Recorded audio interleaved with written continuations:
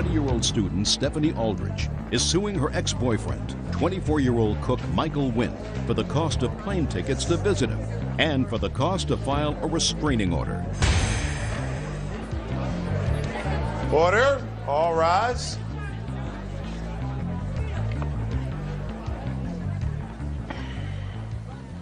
Now, this is case number 175 on the calendar in the matter of Aldrich versus Wynn. Parties have been sworn in, Judge. You may be seated. Folks, have seats, please. Miss Aldrich, the defendant is your former boyfriend. You claim you loaned him some money. You want it back. Yes, ma'am. He says he owes you nothing. When did you make the first loan? What was it for? I mean, if I look a little frustrated, it's just that it seems to me that I see an awful lot of young women standing on that side of the table and young men standing on this side of the table, which suggests to me that women, for some reason, enable men to take advantage of them. Then when the relationship's all over, they want their money back. Well, when he said he would pay me back. Well, at our see a lot more women on this side of the table than I see men. Means that they're a lot smarter. And I didn't think so. Go ahead. When was the first loan? I want to say it was on my first trip to see him in Kentucky. What do you mean your first trip to see him in Kentucky? He moved to Kentucky during our relationship. Didn't that give you a clue? Well, he said he was mad at Florida and that was his home and he wanted to go back home. So he was mad at Florida, but he loved you. So he moved back to Kentucky. Yes. So he moved up there. Ding-a-ling. That's what my family's been telling me, but I just didn't listen. Oh, boy. So you went back to Kentucky to visit him? Yes, ma'am, I did. He said he paid my first full plane ticket up there. Yeah. And so I went up there. He was going to pay me back when I got to Kentucky, the money for the plane ticket. How much was the ticket? The first one was $138. And you paid for it? Yes, ma'am. It's in my... I have $138. Did he ever pay you back? No, ma'am. No. But you went again? Well, yes. I thought he would have a job, and but you went again.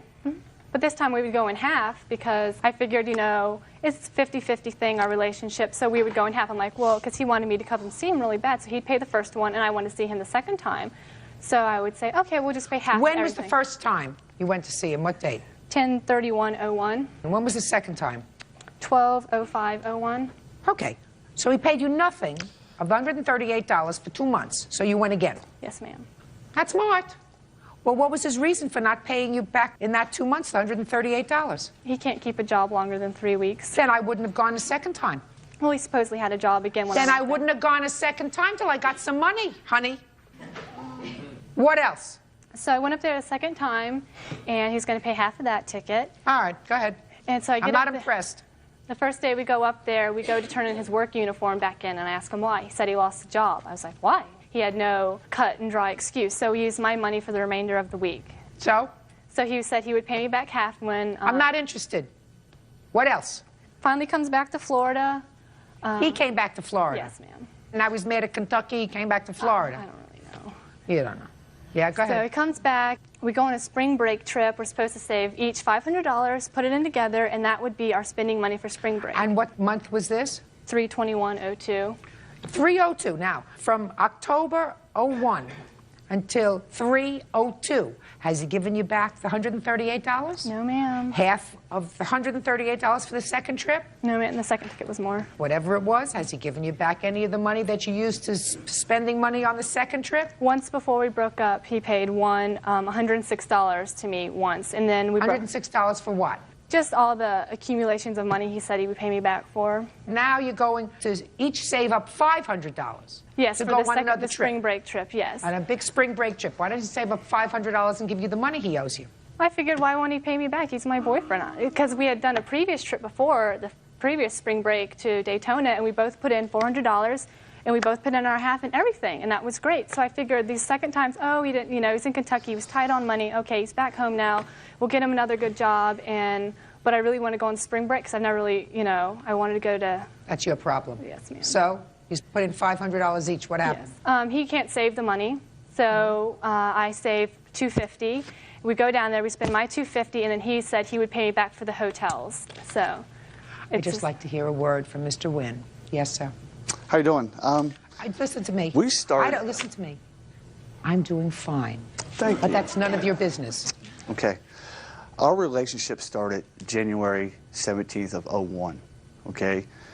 The first date that she has on here is October 21st of '01. This is where she starts keeping track of what I owe her, what she says that I should pay her back. From that time to the 10th, we're using all my money. There wasn't a question of what you need to pay. I took care of it. You know, the plane ticket, I never said I'd pay for it. It was her decision to come out there. It was her choice. You know, she came out there. She paid for it. The trip to Daytona, I do believe I wrote her a check for an amount of maybe $100 or $200 right off the bat before we even left because I had my mother give it to her. I think I was waiting on a paycheck and the cash was just not accessible at that time. And that's pretty much it. Now I want to hear more. What do you want to hear? Did you ever tell her that you would pay for the hotel? I did not say I would pay. No, you didn't even let me finish the question yet, Mr. Wynn. She finds you irresistible. I do not. Not anymore. Judge Judy continues in a moment. So you have a future plan? Yes, ma'am, I do. He's not part of your future. I know. I figured that out. I figured wrong. That you would pay her back for half the hotel rooms for the last trip that you took. No. After you took that trip, which is in March of 2002, how much after that did the relationship go south? I think we made it, what, another month, maybe 2 months? And what happened? It's my own fault. How is it your own fault? Well, too much liquor and my mouth overloaded my butt one night, and I showed back pretty good. Showed She got what? scared. What did he say? Something about showing is pretty good. She got scared. She left. She got a restraining order, and we went to court over that, and that's it. There hasn't been no You mean contact you lost since. your temper? Yeah, Because you had too much to drink? that was half of it. Had you had too much to drink before during the course of your relationship with the plaintiff? No, Never had a drinking problem? no. Is that right? No, he was never like that before. I don't know what happened the last 2 weeks of our relationship. He pushed me one incident, and that's why I got the restraining order. And while we were at the injunction hearing, I asked the judge, I was like, well, he still owes me money. How can I get that? He said, you're going to have to go to small claims court. So I served him one letter of outlining everything that he owed me, signed it. I wanted the $700. In 2 weeks, he paid me $50. Sent him a letter saying, well, I'll accept $50 Oh, just more. 1 second. Did you send her $50? Yes, I did. Okay. Why did you send her the $50? The reason for that is we had a big argument over me stealing $40 out of her purse. I didn't steal it, I just took it. You know, my money's your money should be my money. You know what I'm saying? We never had a problem with money. I took $40 out of her wallet while she was staying with me in Kentucky and took off and went drinking one night. Having fun, blah, blah, blah. And the next day, I told her I took $40 out. It was a big uproar. We had a big fight. Not really a big fight. We had a little dispute over it. And for a few months after that, you know, it would come up $40, because she said it hurt her, and I knew it hurt her. So I sent her $50. There's your 40, and here's 10 extra. And that's it. What a man. Yeah. How about that? What a guy. Miss Aldrich, do you know what I'm going to give you on your complaint? No. Nothing. And I'm going to tell you why. How old are you? 20. Do you work? Yes, ma'am, I do. What kind of work do you do? I'm a cashier and a nanny, and I go to school. What do you go to school for? I want to be a nurse, a midwife. So you have a future planned? Yes, ma'am, I do. He's not part of your future. I know. I figured that out. I figured wrong. Not part of your future. I know. When you're involved in a relationship, and let us say that the relationship went further and you became engaged and married, which is what you were planning, I'm sure. We talked about it, but it was fantasy. We weren't going to be bothered about this $138 for a plane ticket, or $80 for half a plane ticket, or $200 for a hotel room. You're in love. You're planning a future in your own mind. This isn't loan stuff. There's a difference between a loan. I am giving you $200. You will pay me back $20 a week until it is paid off, as opposed to, don't worry, I'll pay you back. Well, being my boyfriend, I thought I could trust him and that he would. But you had no reason to trust him, madam. He never paid you back. He did pay me one payment before we broke up of $106 and said we'd give me You know, I one don't even paycheck. remember knows what making that's that for? payment. Who knows what that's for? But what I'm telling you, you are a very fortunate young 20-year-old. You've got a bright future, and you recognize a mistake. And if I never see you here again, madam, you will have learned a very good lesson. I have learned, thank you. The very good lesson is, if you're dating a guy and you have to lend him money, say sayonara. Exactly, exactly. Right? Lend money if, gee, I left my wallet home, you got $20 until we get home? Different story. Right. If somebody is perpetually losing their wallet Or their job. or their job Yeah. or their temper, that's somebody that you want to father your children? No, ma'am. No, you don't. No, you don't. ma'am. So consider yourself one of the luckiest young people that I've met in a long time. You got to be cheap. You're single. Yes, I am. You have no children. You don't have any big debt. You didn't lend him thousands. No, I didn't. You gave away a couple of $100 and you learned a good lesson. Yes, I did. Good luck. Thank you. Parties are excused. You may step out. He is just a womanizer and a user. I don't know. You know, it's over. It's done with. I'm very picky about the guys I see now. I'm just a sucker. I'm just not the victim. He's just one of those people that you always want to keep your eye on. And now the next case. All parties in the matter of Christmas, Bradley versus Davis. Step forward, please. 16-year-old student Nicole Christmas and her mother, administrative assistant Annette Bradley, are suing Nicole's ex-boyfriend, 20-year-old business owner James Davis, for money she put towards the purchase of a vehicle. Nicole says when they broke up, James took the car. All right, who's Christmas and who's Bradley? I'm Christmas. What's your first name? Nicole? Mrs. Bradley, this is your daughter. Yes, it is. And this used to be her boyfriend. Yes, correct. She's 16. Yes. You are 20. 20. You claim that your daughter gave him $600 towards a car that he allegedly purchased for her. Yes, that's correct, Your Honor. He says she never gave him $600. The car is his. It's always been his. Somehow the police became involved in this thing, and he's going to tell me how. How long was he your boyfriend? Like 3 or 4 months. And tell me about this car, Nicole. He purchased a car for me on my birthday. It was for my 16th birthday. He didn't have enough money to pay for it, all the car, so I told him I'd put $600 in on the car. Where'd you get the $600 from? My bank, I work. You took out $600? Yes, I did. Let me see. I don't have any bank receipts. Why didn't you bring to court a I receipt? didn't save my bank receipts. You don't have to save your bank receipts. You get a statement at the I end know of the month. I didn't save it at all. I don't know that either. Your Honor, may I say something? Yeah, in a minute, in a second. What kind of a car did he buy? A white Ford Escort. I think it was a 93. And who used the car? I never got to use it because I didn't get my license till my 16th birthday. Go ahead. We broke up 2 days after my 16th birthday. Neither of us knew how to drive the car. It was a stick. And my mom was going to teach me. Where was the car and whose house? It was at my house. Now tell me how the police became involved in this whole thing. I was at work. I guess he came to my house. We had broken up that morning. He came to my house. What did he say when he came to the house? He came to the front door, and he had a friend with him because I assumed it was because he couldn't drive the car. He needed someone that knew how to drive the stick. And he said, Miss Bradley, basically I'm here to tell you that you're responsible for the breaking up of Nicole and I, and I'm here to take the car. I said, well, you know, I've learned from Nicole now that she also put money in on this car, and so you'll need to call the police unless you're ready to give her back her money. And I closed the door, and he called the police. And that's why the police got involved.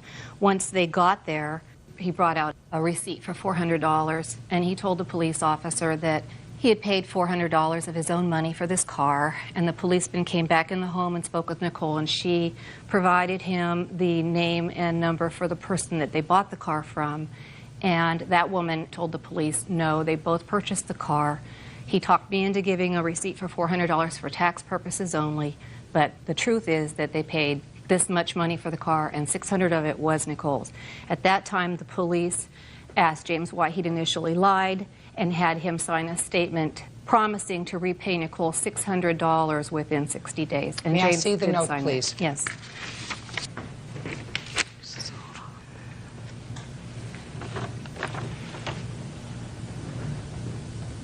How much did you pay for the car, sir? $1,400, ma'am. Okay, where did you get the money from?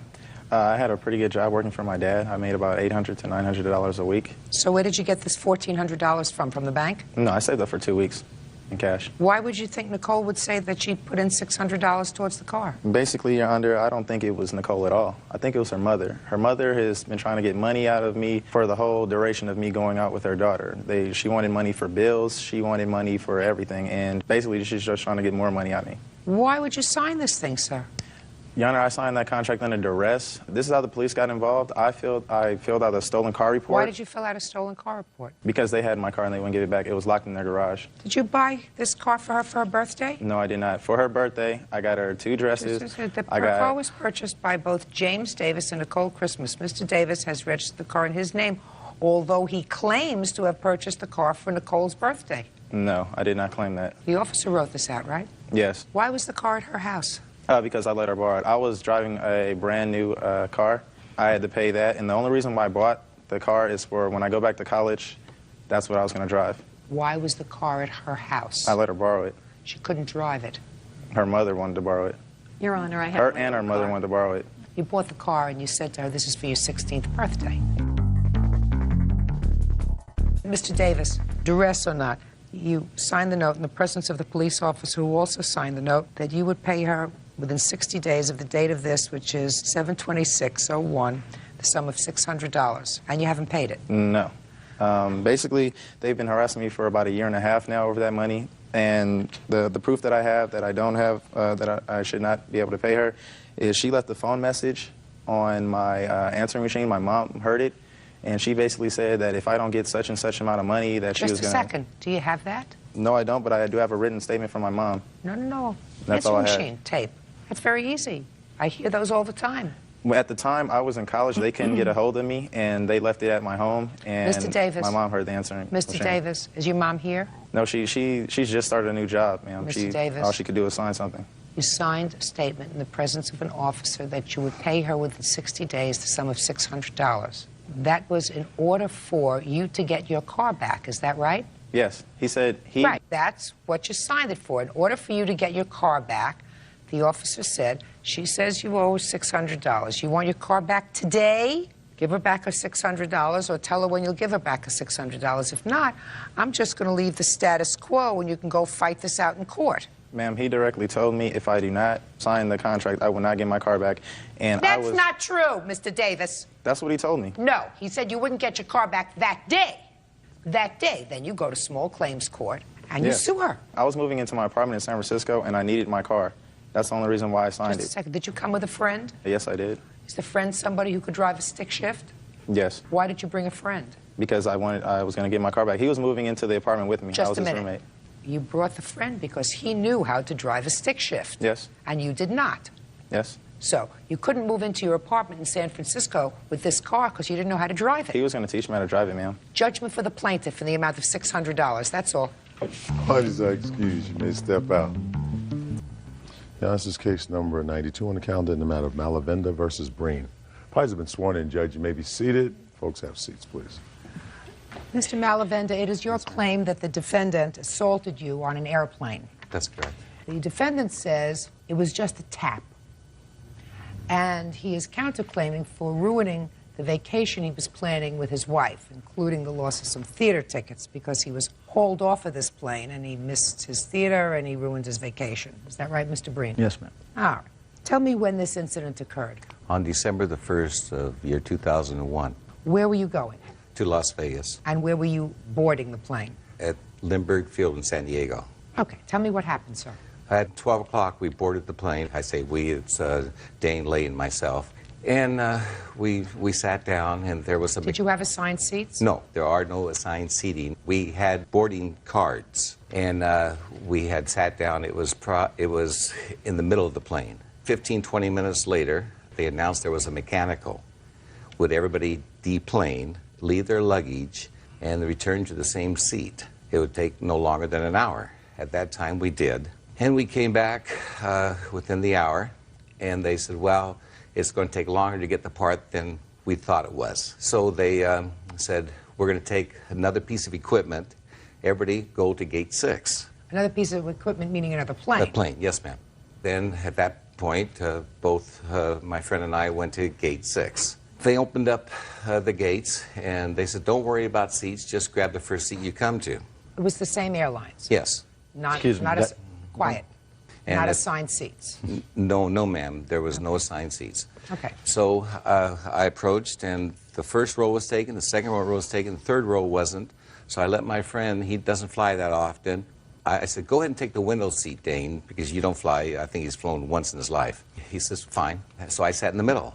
I buckled in, and then at that point, the row of the stream of people were coming in. Then this gentleman comes up to me, and he says, you're in my seat. Move. Not please, not anything. And I laughed. I thought he was kidding, like, hey, this is first class, isn't it? You're in my seat. I thought he was, kidding. So at that point, I laughed. And I said, you got to be kidding. That's exactly what I said. You got to be kidding. And at that point, he smacked me on top of the head. And it was so hard, they heard it in the back of the plane. And it What did he dazed me. smack you with? At that time, I didn't know. I was told it was a book. And I don't know if the palm of the back of his hand hit me. I don't know if the book hit me. I do not know. At that point, he also made the statement, wait until I meet you in Vegas, or wait until I see you in Vegas. It took 5 seconds. And he kept on walking, and I said, I want that blank out of here. And the flight attendant came over, and I explained to her what had happened. They called the harbor police. They went to get him, and they got the wrong person at first. And, and then the party who was facing me, she spoke up. She says, I work for the San Diego Police Department, indicating that she wasn't a police officer, but she worked for them. And she said, I can identify him. And that she got up and went back and identified him, and then he was removed from the aircraft. A few minutes went by, they came and got me. I exited the plane. Would you like to sign a complaint? And I said, yes, I would. And at that point, that was the end of that incident. Got back on the plane, we went to Vegas, and he shows up the same hotel I'm at. Coincidence, and there's no way he would know. So apparently it was coincidence. But in my mind, I don't know how his mind's working, and I don't know what is going through it. So I avoided him. Did you follow through with the complaint, sir? Yes, I did. What happened with that complaint? They dismissed it because it was just too costly to go ahead and prosecute him. Because you had no serious injuries. I was dazed and I have constant headaches, but that's beside the, I mean, you know. But okay, fine. Now I'll hear your end of the story. Well, it was also December 1st. It was, we got there at 9:15 for a 12:30 flight. There are no assigned seating, as he says. It's a cattle call. We had boarding passes number 2 and 3 because we had been there since 9:30 in the morning waiting for the 12:30 flight. We boarded the plane, and it was a mechanical problem. We were in the 3rd seat back from the entrance of the plane at that time. They said that they were going to need to move us to another plane, and they did ask us at that time, quote, let's make this as friendly and convenient as possible. Would you all please take your current seat when we move to the new plane? Okay. They did repeat that several times while we were... Yes, ma'am. They did repeat that several times while we were changing from one plane to another. Got onto the plane. I don't believe I've ever seen this gentleman before in my life. Whether he was in the window seat, I don't know. This gentleman and his friend who was in the windows... Try looking at me when you're testifying, sir. Sorry, in the aisle seat. I asked him to move. I did say, you're in my seats. What do you think you're doing? Move. He laughed, said, what, are you kidding me? No way, not going to happen. Waved me to go to the back of the plane. I asked him again to move. He continued to laugh in my face. I did at that point lean over the back of the seats in front of him and did mention that when we reached Las Vegas, he might prefer to have me as his friend. Not the most intelligent thing that I've ever done, but that is what I said. At that point, he stood up and said, oh, come on, I'll be your friend. Come to my hotel. I'll buy you a drink. We'll have a great time. You're lying. That's a lie. No, I'm not. No, that's a lie. That's not even in your answer. That's not even in your answer, sir. Don't make up stories as we're moving along here. Don't make up stories as you move. He's sitting in his seat. He's buckled in. You lean over. And what you said in your answer was you acted foolishly, but you tapped him with the soft end of a paperback book. After he stood up and had words with me and was in my face laughing, waved me to the back of the plane one more time. Yes, he was standing up to provoke me. And yes, oh, he was provoking you? Are you out of your mind? I mean, are you out of your mind? Is there something chronically wrong with you?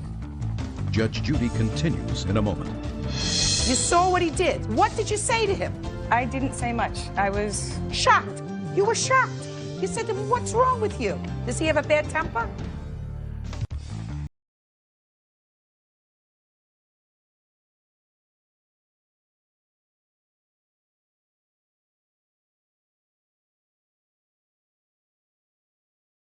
Now, sir, you put your hands on somebody over a seat in a plane? Is there something wrong with you? Ma'am, after a 3-hour wait to get onto the plane... Everybody waited for 3 hours. Everybody had a deep plane. Everybody.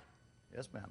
You weren't the only one. You weren't taking a private plane, were you? No. So you're getting on a plane. Somebody is sitting in a row that you had been on in a previous plane. You told them to move. They didn't move, and you hit them. That's what happened. I mean, that's the long and short of it. You can't do that. I mean, what did you say to him? You're his wife. What did you say to him? I was ahead of him in line, and I didn't actually speak to my husband. I was watching the situation, stand up here. You get back in your seat. You saw what he did. What did you say to him? I didn't say much. I was shocked. Yes. You were shocked. I was shocked at the actions of both men, but it escalated to what it had. You were shocked. You said to him, "What's wrong with you? Does he have a bad temper?" No, not really. Not really. I doubt He that. needs to be provoked, but By being provoked, it means somebody was sitting in row 3? That was his provocation for hitting somebody? the gentleman was pushing his buttons. He was. No. He said, "You're in my seat, move." He said, "I'm not moving." He said it again. Then he leans over and he said to him, "When we get to Vegas, you want to be my friend." That's a threat. That's before anything happened. That's before he got up. So your counterclaim for your destroyed vacation is dismissed because you deserve to have a destroyed vacation. Now, sir. Yes, ma'am. You're suing the defendant for $5,000. That's overkill. Yes, ma'am. Big time. You weren't injured, but he certainly has to be taught that this is not behavior that is acceptable. What are all these papers that you have to show me? I'm just curious. These are the police report and the witness's report. Let me just take a look at it quickly.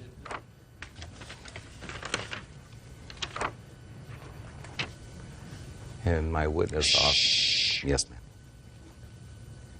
You know, Mr. Breen, you don't look like an unintelligent man, bad-tempered, but not unintelligent. You just recounted to me what you said exactly. You made up this whole big story about what he said to you, and that he got up and he was confrontational, and you made a whole story, right, about what he said to you. I didn't make a story at all, Your Yeah, Honor. sure you did. And you remembered and you recounted it how many months later? 6, 7, 8 months later, you recounted that statement to me as if it was gospel truth. Is that right, sir? That's what happened on the plane, Your Honor. All right. So what I'm suggesting to you, sir, is do you think one's memory becomes clearer as time goes on, or do you think it becomes dull? It becomes a little dulled. Of course. So I'm going to read you what the police said.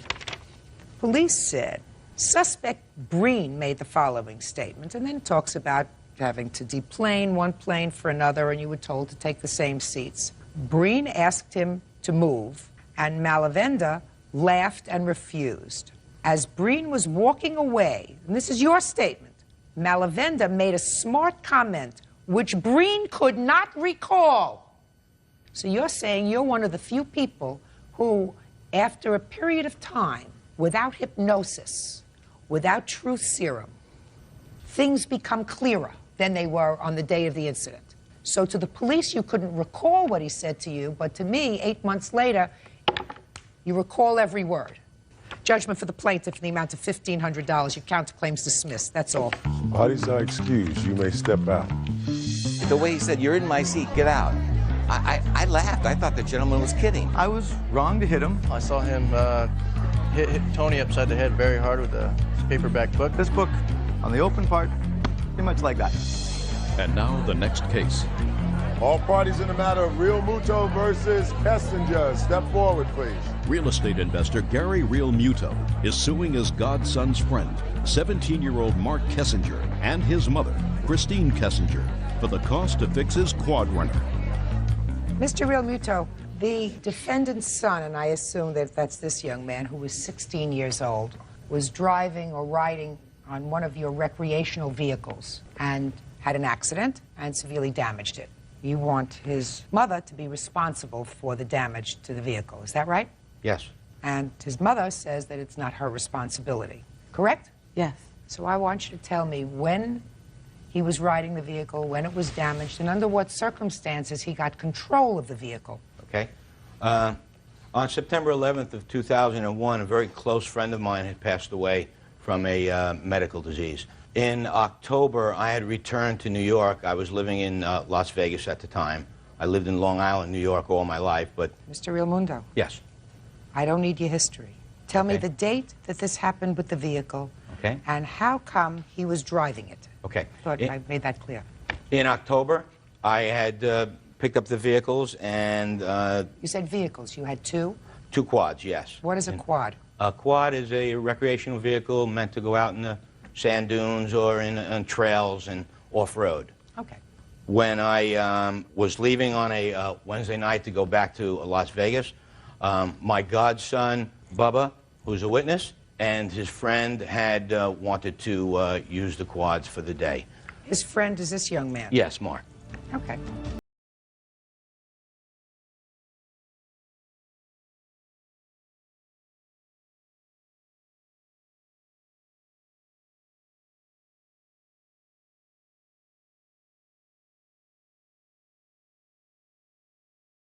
All week, and we were, you know, like family. Where were you together? We were together in Long Island, where I was temporarily staying at Victoria's house. Who's Victoria? Victoria's a 30-year friend of mine. And this is her child? Yes. So you were all together for a week, Yes.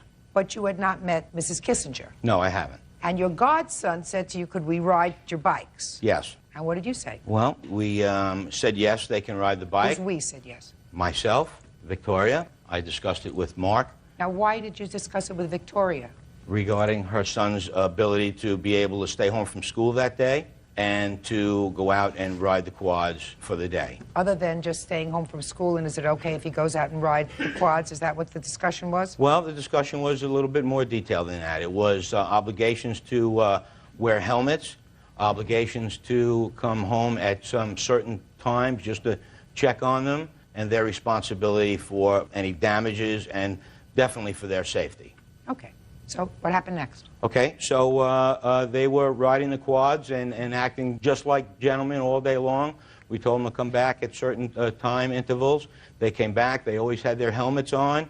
At 10 minutes to 6, we got a phone call from Bubba, who has his cell phone with him at all times, and he said Mark had an accident with the bike. My first question, obviously, was, is everybody okay?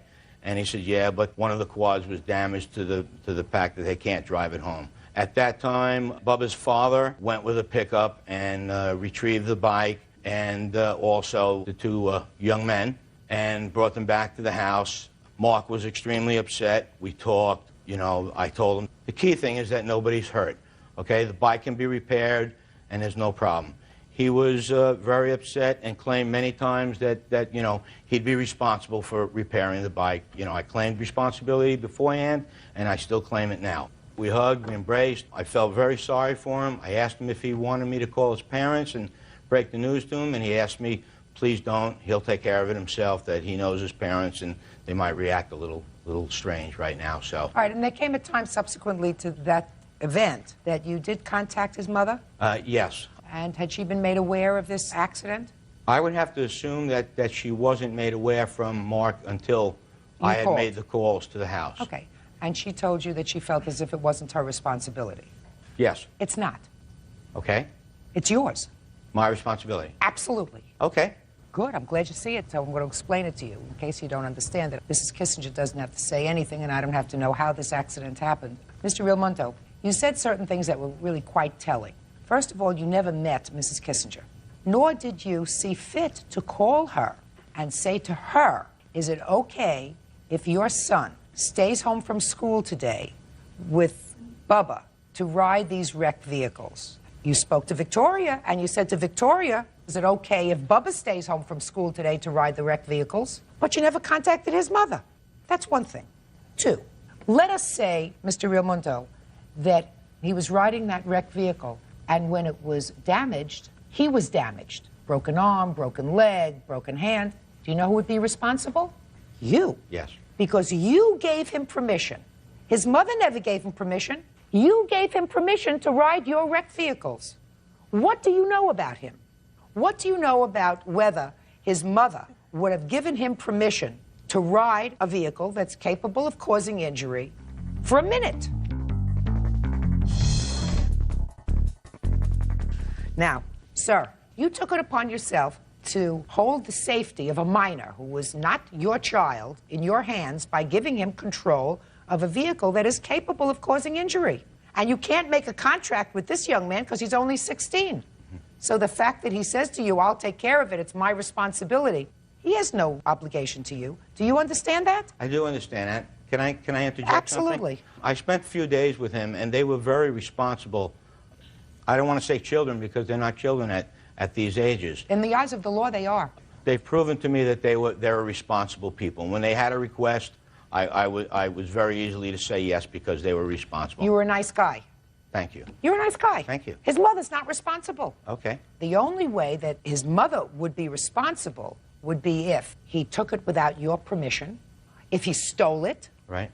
or if she had said to you, it's fine if he drives the wrecked vehicle, it's okay with me. You hadn't even checked with her. Well, I checked with him, and, you know, his word was pretty good to me, but obviously... You didn't ask just Bubba if it was okay if he missed a day of school. You asked your friend if it was okay if her son missed a day of school. Maybe it wouldn't have been okay with his mother if he missed a day of school, but you didn't bother to ask. Well, so you assumed that responsibility, and therefore you took on the responsibility of paying for your vehicle that was damaged. So unfortunately, Mr. Realmundo, your case is dismissed. Thank you for your participation. Thank you. Parties are excused. You may step out. This is case number 44 on the calendar in the matter of Fowler versus Broom. Parties have been sworn in, Judge. You may be seated. Ms. Fowler, you are suing the defendant for some child care that you provided during a 3-month period from September until December. Yes, ma'am. The defendant says that you were paid. Did you know her before you started to do this child care arrangement with her? Yes, ma'am, I did. How? I met her in the summer of 2000. Her son was over to my house, and he had stole some money, so I had to go and talk with her about it. He admitted stealing the money, and... How old is your son? He's now 13. And then again, he was not the only one. But that's not the child you were Right. babysitting for? No, ma'am. No. Okay, go ahead. Then on September the 10th of 2001, I went to Tarzan Elementary School to pick up my daughter, Cayman. And when I got there, her daughter, Kylie, was with my daughter, and she was crying. And I asked her what was the matter, and she said that she was upset. I don't want to hear. She said that she was upset because her mother hadn't come to pick her up yet. So I called her mother on the cell phone and let her mother know that if it was okay, I would, you know, bring her home. She said she got off at 6 o'clock. At 6:30, when she got to my house, we entered a verbal agreement for me to begin watching her child. Well, what was said? She must have said something to you. Can you watch her regularly? Yes, she let me know that her daughter was on the waiting list for Latchkey, which is an after-school program. Until then, you know, she didn't really have anyone to pick her up from school. I told her I could pick her up, you know, each day with my daughter. And she said she would pay me $6 an hour. I was picking her up at 2:30 each day. And I began on September 11th actually providing child care for her. Then on September the 14th, Ms. Broom approached me with paperwork from a company called CC&RC and asked me if I would enter a contract with them. They are a company that provides assistance with child care payments for single parents. I filled out the application and everything and then began to wait. One of the things that I mentioned to her, in order for me to be able to watch her child, I would have to enter her child into programs that my child was entered into, tap and ballet classes. Here are the receipts for the ballet and tap classes that I entered her daughter. I paid for them, and Mrs. Broom reimbursed me. Good. Okay. Did you get paid at all from Mrs. Broom? Not for child care, no ma'am. Nothing? No ma'am. Well, what was her excuse? You watched the child in September, in October? When I filled out the forms for the company CC&RC, they were going to be paying me the money. I received the first contract from them on October the 23rd, and I noticed that the rate that they were offering to pay was $2.84, which was not the agreement I had with Ms. Broom. Ms. Broom, when I brought the contract to her, she said, well, don't worry about it. I will reimburse you. I will pay you. Why hadn't she paid you anything from September 11th until October? Paid. I want to get to you. Okay. Why hadn't she paid you anything? Why did you continue to watch her daughter if she hadn't paid you anything? Because I filled out the contract with this company, and I was told by her that they would pay me. They told me it would take a couple of weeks for the paperwork to go through. Okay, so now you've got middle of October, and they tell you they're going to pay you $2.84 an hour. You speak to her, she said, don't worry, I'll make up the difference. Yes, she did. What happened in the end of October and the month of November?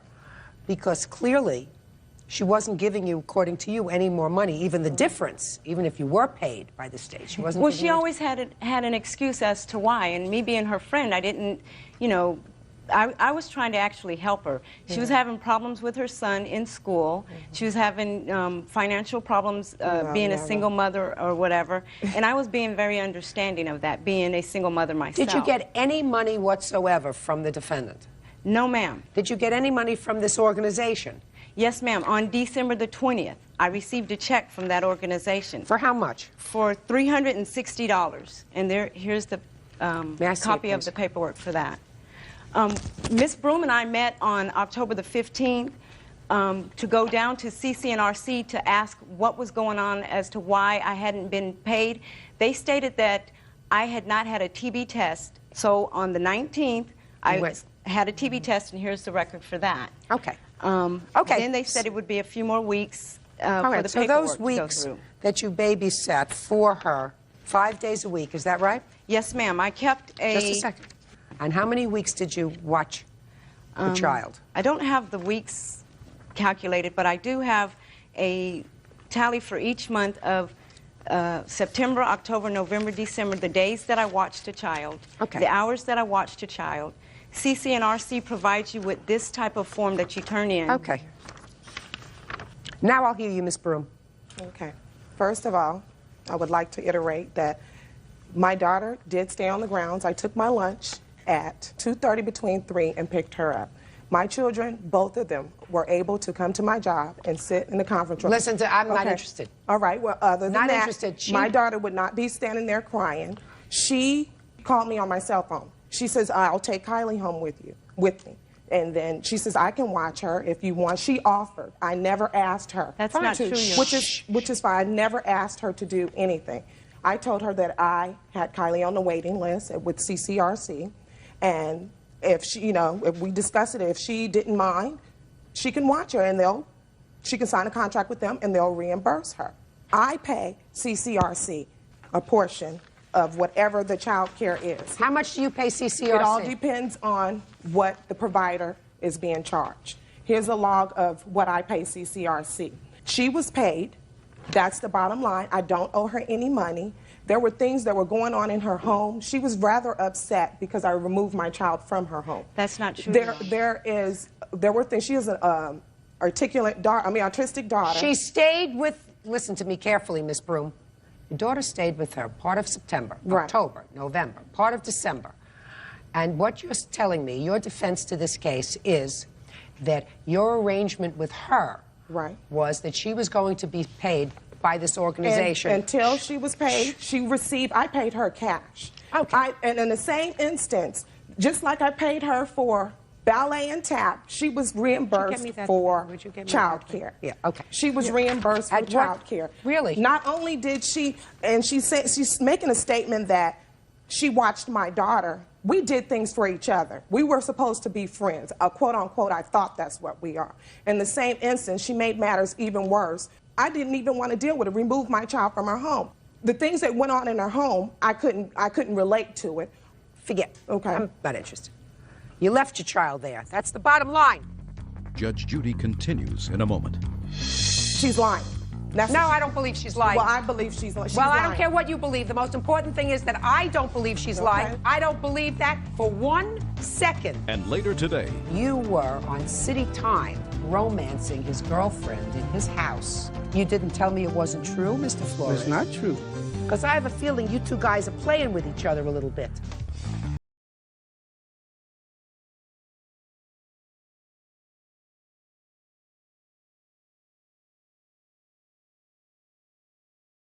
by the county. How much do you earn annually? Probably about $33,000, $34,000 a year. Okay. That's the issue. She thought that I don't know what I'm a single mother. I'm not on welfare. I work hard. That's fine. And if I was not qualified for this, she knew that she signed a contract with CCRC. Until CCRC picked up her contract, I then paid her. Again, she's lying. No, I don't believe she's lying. Well, I believe she's lying. Well, I don't care what you believe. The most important thing is that I don't believe she's lying. Well. I believe because a babysitter, not somebody who's 12 years old, but somebody who is an adult, a very minimal, reasonable payment for an adult is $6 an hour. Right. And she received that. Just a second. I don't believe that for 1 second that you paid her. Not for a moment. I believe that she was strung along. No. And she finally got a payment of $360, which is here in the paperwork. Put your hand down. Does it look like you're losing? No, ma'am. Where is your daughter currently? My daughter is currently in an after-school program.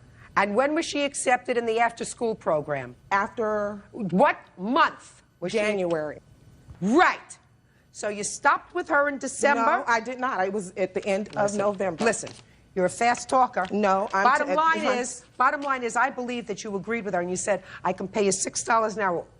Ultimately, you said to her, fill out these forms because some of it, well, you can get back and then I can pay you the difference. That sounds right to me. That's not true. But because nobody is going to work for $2 an hour. Nobody works for $2 an hour. Judgment for the plaintiff. Quiet. Judgment for the plaintiff in the amount of $1,612. That's all. Parties are excused. You may step out. There's a reason why I took my child from her home. She's very vindictive. She's been convicted of child abuse. I terminated the child care because by December the 15th, I hadn't been paid by her nor CCNRC. She's a liar, welfare recipient. Threatening to have me and my boyfriend beat up by people. She's a liar, and she was paid. She's a liar. She never paid me anything. And now the next case. All parties in the matter of Meadows versus Flores.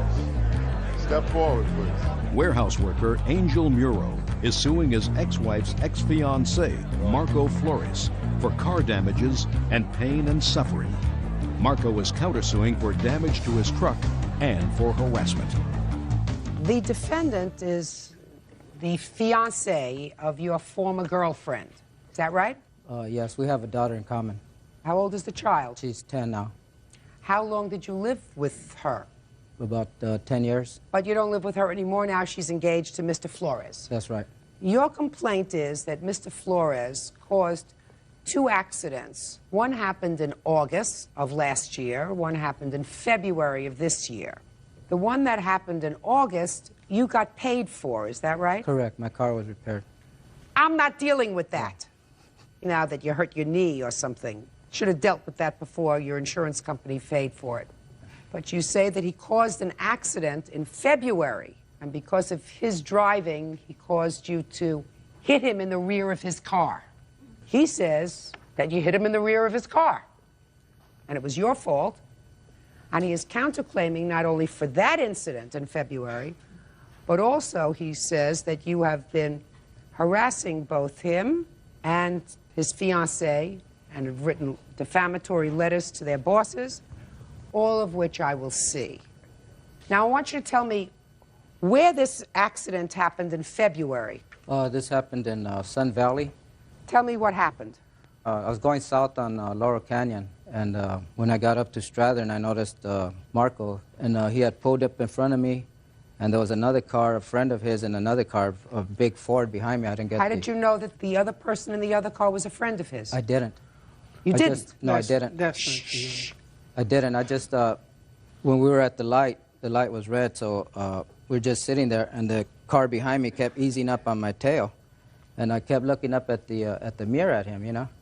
And when the light changed, Marco took off, and then, you know, I was still looking at my mirror because this guy was just coming up, you know. I proceeded, and I looked up in my mirror. Next thing I know, he was sitting right in the intersection. He had only gone about 5 feet past the pedestrian crosswalk. And you hit him? Yes. Now, what makes you think that this person behind you was a friend of his? Because the way it was set up, the car just automatically just swerved off and sped off, and the other lane was So open. you don't know that he was a friend of his? No, that's just my assumption. That's your assumption, so then, I can't deal with your assumption. He's in front of you, you're watching the car behind you, and you hit him in the rear. Correct. Your case is dismissed. Now let's get to your counterclaim. You hit him in the rear, it's your fault. You're supposed to be far enough away from the car in front of you not to hit them in the rear. Now, so forget about your claim. And you forget about the February driving incident. Do you understand? Yes. All I want to hear about is the letters. Okay. Do you understand? Yes. Because I have a feeling you two guys are playing with each other a little bit. That's my sense. Wait. That you don't avoid each other. In a big town, it just so happens that on many occasions, you're with each other, around each other in your cars. If you want to act like fools, that's your problem. You're not going to visit that on me. Okay. I want to Your hear Honor. quiet. I want to hear your allegations, Mr. Flores, with regard to the harassment and defamation. Okay. He wrote 2 letters to the city. I work for 2 departments in the Let city. me see the copies of letters that he wrote. It was on his part. I didn't find out till... I'm reading. I've got letters from my superiors that he contacted my job before I called his job. What word didn't you understand? I said I'm reading. Well, Mr. Flores. Yes. Let me tell you this. These letters are clearly the letters of an angry person. What he is complaining about is that while on city time, you were romancing his girlfriend in his house, parked your city truck that you were supposed to be using for business only, and that he was able to document it. Now, all that is pretty nasty, but he's allowed to write that. I mean, there's a lot of other extraneous stuff in here about his 8-year-old daughter and having to wait outside when you were there. That's right. However, if your complaint is that he should not have written to your bosses and told them that you were on city time, and if he's a taxpayer, using city vehicle to mess around with his girlfriend, he has a right to do that. Well, if he has documentation and proof, why didn't he bring it forward? You didn't tell me it wasn't true, Mr. Flores. It's not true. Oh. My daughter... Just a minute. Mr. Flores, that's what a hearing is for, sir. Mm-hmm. I assume that if there were any truth to these allegations, or if there was a question as to their veracity, because I see that you did change jobs, because one letter is written in 2000, one letter is written to a different employer in 2001, that you would have been given a hearing if you wish to contest those. They transferred him out of there for that reason. Hey, It was Mr. justified. Temper, take your hands out of your pockets. It was justified, Your Honor.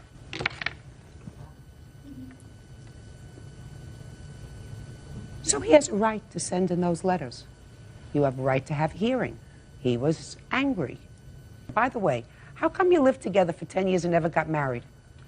Just when things would get nice and calm, then something would always come up. Did you ever ask her to marry you? Yeah, I did, once. Once? No. Just didn't work out. She wasn't taking care of my daughter like I wanted her to. Well, you're pretty bossy, Mr. Muro. No, my daughter was... Listen to me, you're pretty bossy. No, my daughter was not allowed to go in the house. She was not allowed to go in the house when she got home from school until they took care of what they were doing. And Listen to me. And then, I asked you a simple question. You were together for 10 years. Why didn't you marry? Because she wasn't faithful. Then you don't have a child and you don't live together for 10 years. All right, Mr. Muro, you don't have a case. You hit his car in the rear. You're responsible for the damage. Mr. Flores, you don't have a case. Well, Your Honor. I'm speaking. Can I just say one thing? No. That's what you're suing for. But damage to your car. To explain my You don't have to. Sir, listen to me. I said to you, you hit him in the rear. Correct. Period. End of discussion. And you were looking at another car in your rearview mirror while you were driving. It's your fault. Pay for it yourself. You do not have a case. Do you understand? He has a right to complain about your abusing public funds by going fooling around in his house using a public car when he's not home. He really didn't care about... I'm speaking. I'm sorry. He has a right to file a complaint. You had the right to have a hearing. Do you understand? Yes. Goodbye. Parties are excused. You may step out. Yeah, this is case number 139 on the calendar in the matter of Faust versus Nowalski. Parties have been sworn in. Judge, you may be seated. Folks have seats.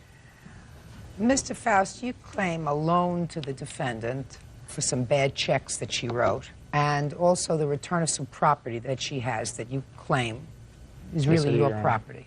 Defendant says there was never a loan, that the property that you claim is yours was really a gift to her, and she has a counterclaim for some harassment nonsense and the return of some animals that she says that you have that belong to her.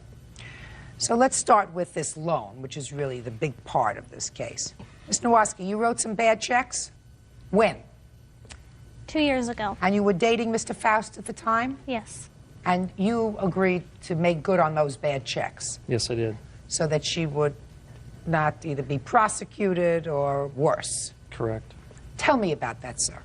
Basically, we started dating in August of '99, and approximately about mid-January of 2001, she came to me that she was served with papers, that was going to go to court, and she had nowhere to go. Well, what did she say to you? Basically that she was in a tight spot. She was upset and crying. We worked at the same place of work. So she came back to my office that day. She was served during lunch.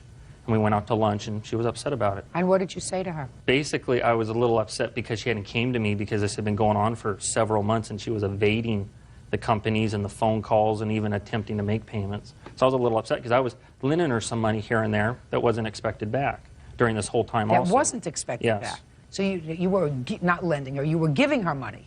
$10, $15 a week type thing just to help her out for gasoline or for lunch type thing. I was usually paying for the lunch. What were you doing with all your money? So.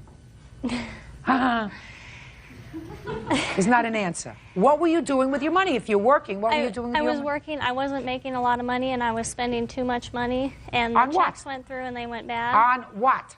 Clothes, grocery shopping. Grocery things shopping like you can afford. Just things like that. That's not being honest with me. Yes, it is. No, it isn't. You're working, you're paying rent, and you buy groceries. That doesn't make you write bad checks. What makes you write bad checks are things that you shouldn't be buying, other than clothes. What else? CDs, just stuff like that. Okay. So he made good on your checks. Yes. So why do you feel as if you shouldn't pay him back?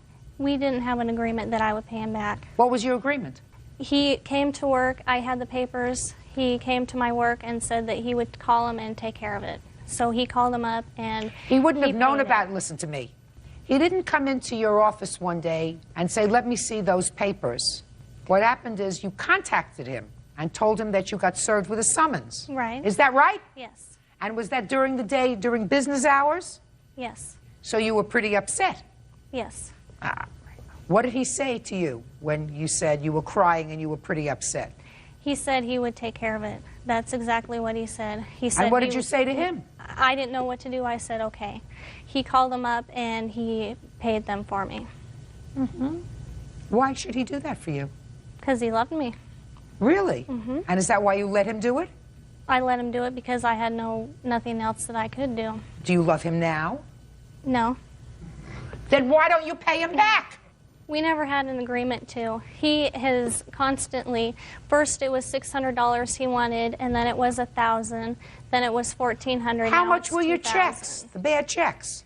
It was $600. Show me. I don't have a copy of it. Show me how much amount of the total bad checks. 125.01 was the first check, and that following week I had called them to let them know that. Who's them? URS. And they had told me how much it was, the $600, which was in the packet. So I told them, well, I'm about $100 short. I'll have to call you on Tuesday. I called them on Tuesday to let them know you can clear that check through because they were going to do it electronically. What it came down to is where her checks had gone to. She had a credit card that had gone bad or something, and so she was being collected after a credit card. So when I called on Tuesday, he said, well, we have a problem. I had 4 more come in since I talked to you on Thursday. Were there any other bad checks that you covered? Yes, there was. So she's a bad check writer. Yes. So she had another $644.98 to Valley Empire Collections go through. Let me see. And I agreed to only loan her a portion of it, and that was a $349. And she had told me that she would try to get the other $259 from her grandmother, which, from what I gather, she did because the next couple months she was paying her grandmother back. Did you pay your grandmother? Yes, I did, and he didn't pay any of that. He told me that he was not going to help me out on that one. Well, here he's got his card here. Right. On that one that he's talking about, I called... He's got the receipt. He didn't pay any of that one. Who did? My grandmother did. Got the receipt here for $349.62. I didn't get any money from him on that one. So let me ask you this question, madam. For all these bad checks, how much did you end up paying? I would say probably $2,000 to $3,000. I got myself in a lot of trouble. $2,000 to $3,000? Yes. Well, he paid $1,428 for you. You mean in addition to that, you paid an additional $2,000 or $3,000? Yes. Starting when and to whom? Starting about 2 years ago, about 6 months after we started dating each other. So you mean that there were bad checks that you didn't tell him about? Yes. Really? Mm-hmm. Did you know that, sir? No, I wasn't. This is the first I've heard of this, other than when... Really? Do you have any proof of that? No, I don't. Really? Judge Judy continues in a moment. He bought me a rabbit, a goose, and a duck. Listen, your smile goes Zippo with me. That goes nowhere. And later today, the chants and the chimes and things are playing. And I and my friend are looking at one another saying, you know what, this may not work out. It's not a hotel. What is it? It's a spiritual community.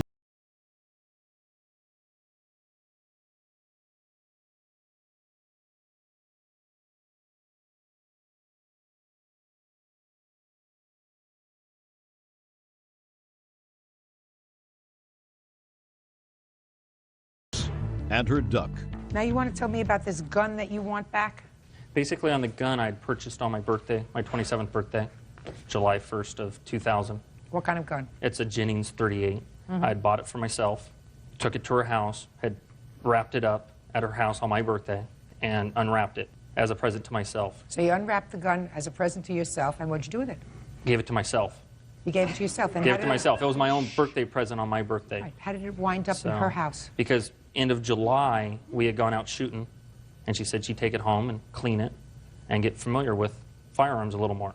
So, and then after that, I let her borrow it when she'd go out shooting with just her brother or her father. After July of 2001, are you telling me that the gun remains in her possession? I had it back about 3 times. For a day? For like a weekend. And then you'd return it to her? And then she'd call me up and want to go out shooting again. So I let her take that because it was a lower caliber. So I let her Now possess I'll hear it. your side of the story with regard to the gun. That was my 21st birthday present. My birthday is July 12th, just 2 weeks after his birthday. He came over for my birthday, my brother, my mother, my dad was there, and he was giving me my gifts, and one of them was the gun. Did the gun remain pretty much in your possession all Yes. during that time? Yes, it's been in my father's gun locker ever since then. And what about this mattress? I've been doing search and rescue for Spokane. I've got double of everything because I got a 24-hour pack and a 72-hour pack. At some point it came into her possession. You want to tell me your version I of came how into that possession in 2001 of July because we were out camping last year. And I had shown up where they were camping, and I brought some extra camping gear, my tent and It's sleeping been pads. in her possession It's been in for her a year. possession for a year because I had to leave and go to work the next morning, and she was using it over it, still Mr. for the next night. Get over it, Mr. So, Faust. that's fine. Get over that. By the way, do guns have to be registered in the state Yes, where they you are. live? I have a copy of all that. Can and a I see picture. can I see the registration, please? And then I also, on July 2nd, had made a stolen gun report.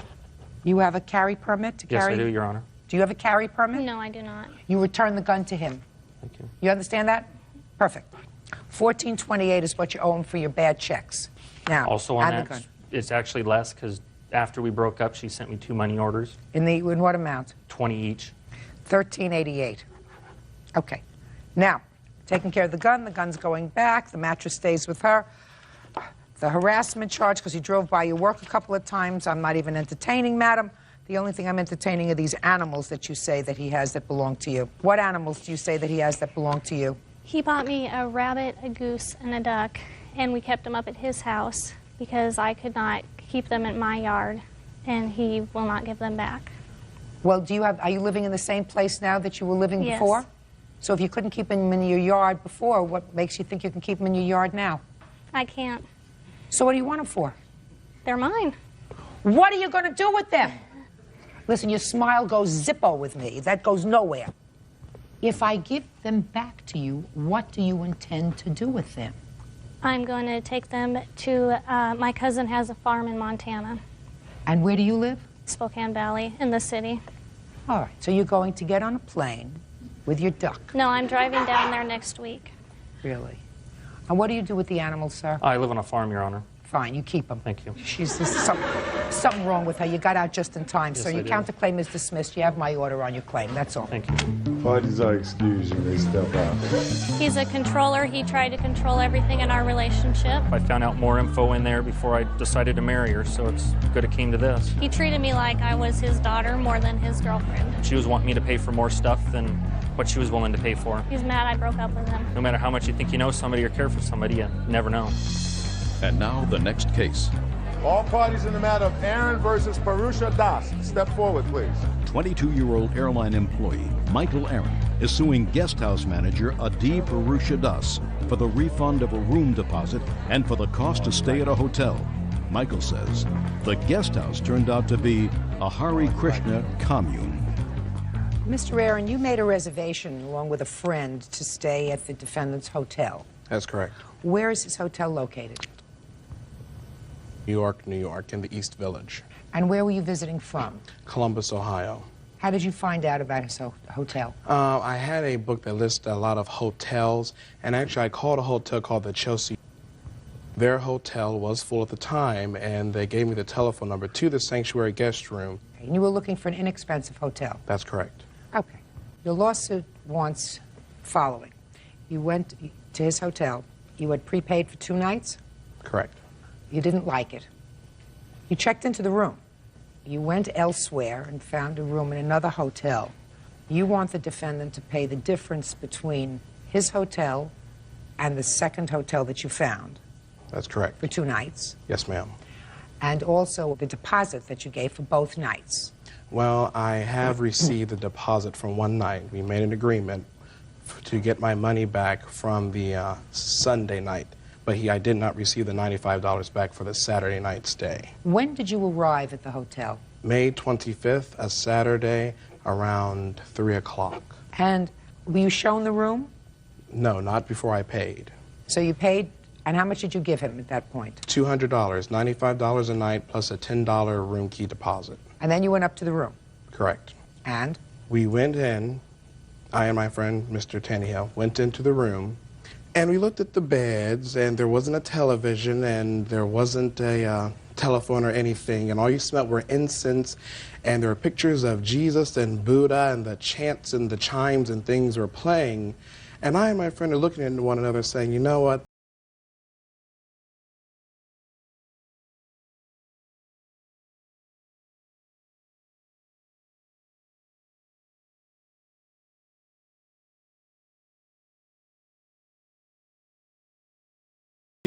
A Hare Krishna commune. I have pictures of the room also, if you'd like to take a look, Your Honor. I would. We sat down on the bed, and the bed was as hard as a desk. The mattresses, there was no mattress. And we were aware that there was a full-size bed and twin-size bed, but they were actually something like bunk beds. And there was a lamp in the room, and that's all there was. And there were a whole lot of scarves hanging around. Yeah. It was a room. So you didn't like it. So you and your friend left and went out looking for another hotel. That's correct. And you found one. Correct. And how much was the hotel that you found? $159 a night. That was tax included. Came to $322 and some change. You don't honestly expect him to pay the difference between his room and another hotel room. Actually, I do, Your Honor. You know, had Mr. Audi given me advance notice, we had no idea what this hotel was. None. The rules were there's no smoking, and we knew that in advance. No drinking, didn't know that. No eating meat, didn't know that. No guest in the hotel room, we didn't know that. And you couldn't talk after 9 o'clock because there's praying going on, Your Honor. We were not told those rules in advance at all. We didn't sign a no refund slip. We weren't made aware of any no refund policy, and we were not made aware of any cancellation policy. So under those circumstances, I do believe that he owed He should pay the difference. The $95. I'm not talking about the $95, sir. I'm talking about the difference between his hotel room and the hotel room that you ultimately found. Yes, Your Honor. Well, you don't get that, because that's ridiculous. You found a hotel room that was substantially more expensive, where I'm sure there was a television, right? Yes. And a telephone? Yes, Your Honor. And a nice shower? Yes, Your Honor. And 2 much more comfortable beds? Yes, Your Honor. And the cost was a lot more. Correct. So, you want your comfort, you pay for it. You didn't plan on eating meat in the room anyway, did you? What? Huh? Well, Your Honor, you know, if you go to a restaurant, you bring something back, you know, it wasn't allowed in the hotel at all. No. So, I mean, you know. I mean, that wasn't your plan, to, you know. Not planning on you know, it, no. to barbecue a beef in your room. No, not a barbecue. Now, Mr. Parushada, do you have something that you give to your tenants, rules of your hotel? I'm sorry, Your Honor, we don't. You don't? We tell them verbally. Do you, sir, have a policy in the hotel that you cannot have guests in your room? No unregistered guests, yes, we do. In the room? Yeah. And do you have a policy in your hotel that there is no talking after 9 o'clock? No, we don't, Your Honor. You don't. So you can't talk after 9 o'clock? Of course. Well, what is he talking about that you can't talk after 9 o'clock? What kind of rule is he talking It's about? not a hotel. What is it? It's a spiritual community. It's like staying in a monastery. Did you explain that to Mr. Aaron at the time he booked this room? Mr. Aaron was referred to us by a friend of ours who refers a lot of people to us. The friend, when he was making some protest, he said, nobody told me this, nobody. I said, wait a minute. Charles, did you refer Michael Aaron here? He said, yes. I said, did you tell him where you're sending him? He said, yes. I said, he says, whenever I send anybody, because this is a very unusual place that we have, it's not an ordinary hotel. Charles said, this is exactly what I tell everybody that I send there, Audie. Well, that would be hearsay coming from you, sir. Okay. Mr. Aaron. Yes, Your Honor. I think that you're a trustworthy guy. Were you told what kind of a place you were going to when you made this reservation, sir? Your Honor, the only thing I was told that it was, they had breakfast in the mornings, it was around $100 a night, and there was no smoking. Those are the rules, and those are the circumstances that I was told about. Did anybody tell you that this was a spiritual community? No, Your Honor. If I was told that, I wouldn't have been at the hotel. It's simple as that. Mr. Perushadok. Yeah. Ordinarily, I would say to you, if you ran a hotel, and if Mr. Aaron came to your hotel, right, checked in, didn't like his room, and left, I would say, he is forfeited. You know, that night, he did in fact check in. But I believe that he was not told what kind of arrangement this was. And if he was not forewarned as to what kind of an arrangement this was, he should be entitled to his money back. And that was $95? Yes, ma'am. Okay. So I'm going to enter a judgment in your behalf in the amount of $95. Judgment for the plaintiff. Thank you. Parties are excused. You may step out. Now, this is case number 123 on the calendar in the matter of Goral versus Berezowski. Parties have been sworn in, Judge. You may be seated. Young man, have a seat, please. Mr. Goral, you and the defendant have known each other, according to what I've read, for many years. Yes, ma'am. It is your claim that the defendant is responsible for damage that her 10-year-old son did to your car. Yes. And tell me when this incident occurred and where it happened. This incident occurred 5/6/02. Yes? In front of her house while Justin was working on his bicycle. You went to her house? Yes, I did. In your car? Yes, I did. What did you go there for? To see her. So you pulled up into the driveway or in front of Or her? in front of the house. Pulled up in front of the house, and what happened? Jan got into the passenger side. We sat in the car for a few minutes, and I said, well, hey, let's go up to the store. I wanted to go up to the store. And I cranked the engine up. And she said, okay, she was going to go She was going to go with me. And No, I Justin didn't say- Justin asked, where are you going, Ma?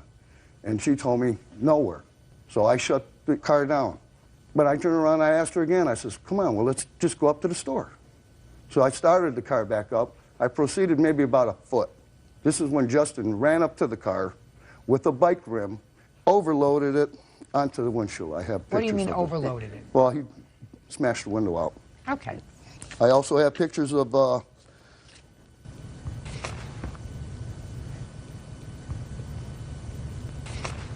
Why do you think he was so upset, Mr. Goral? because the mother pampers him too much. Wherever she goes, he's got to go. Like little Bo Beep lost her sheep, you know. Well, who else was home with him at the time? Her second oldest son, Nicholas, was home. All right, you want to tell me your version of these events?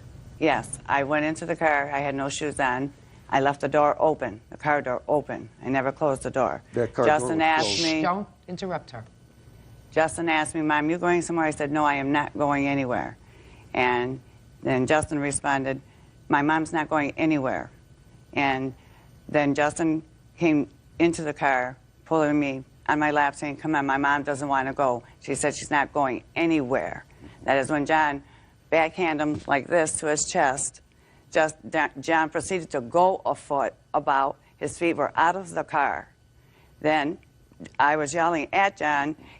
John stopped the car. Justin got out. I got out.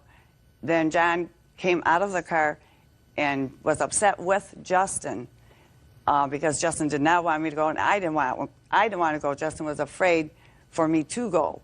And John hit him on the shoulder then. Justin then went to throw the bike rim, because he was changing his tire, at John. Not at the car, but it did hit the car. So you're telling me that the plaintiff put his hands on your son? Yes, he did. No, he didn't. If it was true that it happened, that's something that you would have indicated in here. Let me tell you, in case you forgot what you swore to in your answer.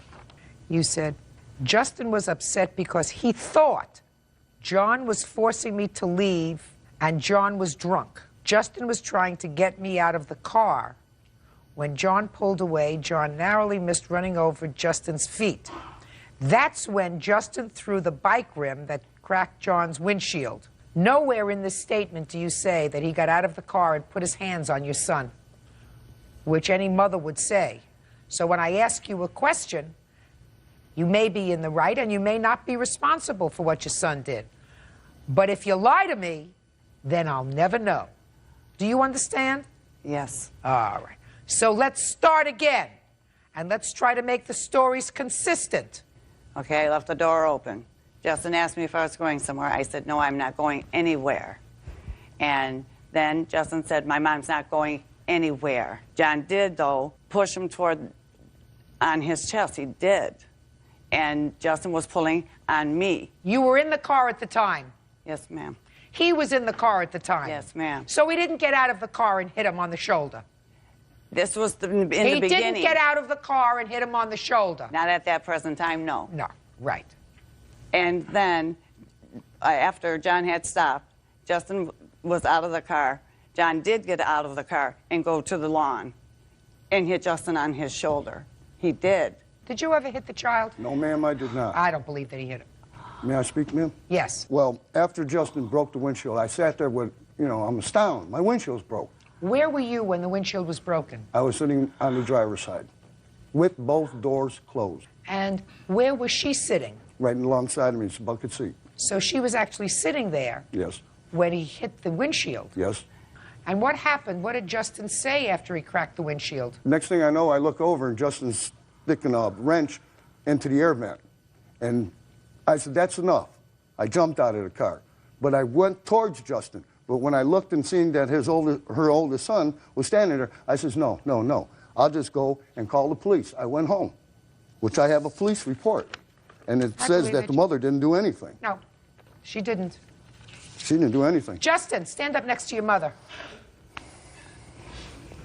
You're 10 years old? Yes, Why did you crack his windshield? because he had hit me in the car. He hit you? How did he hit you in the car? He had reached over and hit me Where did he hit you? in my chest, You mean he pushed you? That's why you broke his windshield? and then I hit my head on the window. Sit down. Before this thing escalated into a major confrontation with your son, why didn't you just get out of the car? He asked me if he could speak with me. What was he speaking to you about? He wanted me to go up to the store with him first. He said, and then we can discuss matters, because we don't get along that well. And he's always calling Justin vulgar names, constantly. And you have no right to be with him, madam, if he's calling your child vulgar names. Were you drinking that day, too? No. Were you drinking that day?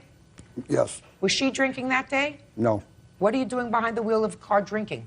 I wasn't drinking in the car. You had been drinking. What were you doing driving a car, having had things to drink? I had a few beers, Your Honor. Had no reason to get into the car. But I was capable of driving the car, which You I say. know it was wrong. You say. Yes, ma'am. You say. Have you ever been drunk in front of her child before? Yes. Has there ever been any incident of domestic violence between the two of you where you've been drinking? I'd say no.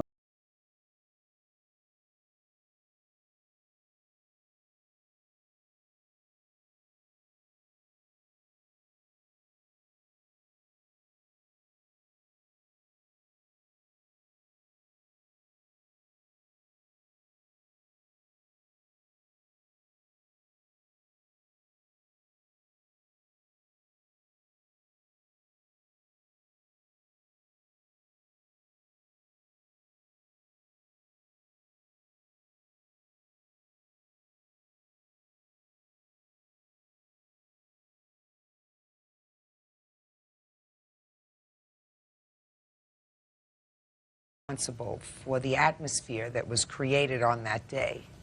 You have a 10-year-old child who has seen you in a state where you are intoxicated. He's probably seen some instance of, if not real violence between the two of you, words that were exchanged that were not nice. And then you come over to the house. But clearly, his desire not to have his mother leave with you, he tries to act like a protective man of the house. That doesn't mean that you are solely responsible, because I think his mother bears some of this responsibility. Because despite the fact that he says he has been intoxicated in front of you, intoxicated in front of your son, you continue to socialize with him. You're right. Right. And your son is outside, and you too know, or you should know as a mother, that your son has witnessed things that a 10-year-old should not witness. Right? That's correct. Okay. So, would you please listen to this, Your Honor? No. I have Please, something else it's to very say, Your Honor, important. Listen to me. You think that you're not partially responsible? No, I never said that. Well, good. That's what I'm saying to you. The damage that we're talking about is $500. You're partially responsible. Put your hand down, sir. You're not paying good attention. You're not getting the whole picture. I get the picture. She likes to have a social relationship with you, even though the two of you together may not do the right thing all the time in front of this 10-year-old child, and the 10-year-old child is reacting to past history. Can I say something, please? Yes. All I did, when he had called me, I asked him if he had been drinking, and he said no. So, what So does I that did- have to do with what I just said to you? His behavior in the past has not been the kind of behavior that you want to expose your children to. And you have. And you continue to expose them to him, because if he wasn't drinking on that day, there's always tomorrow. You got me? Yes, ma'am. You got me? You have exposed your children to things that they should not have been exposed to. And if your son is reacting to that, you're partially responsible. He's partially responsible. But he's not his child. He's your child. So he bears half the cost. Suing for $500, judgment for the plaintiff in the amount of $250. You pay the rest. That's all. Thank you, Your Honor. Parties are excused. You may step out. I don't think I should have to pay anything because he was provoked in it. Takes two to tango. Stay alone if you encounter men like this. And now the next case. All parties in the matter of Higgs versus Culpepper.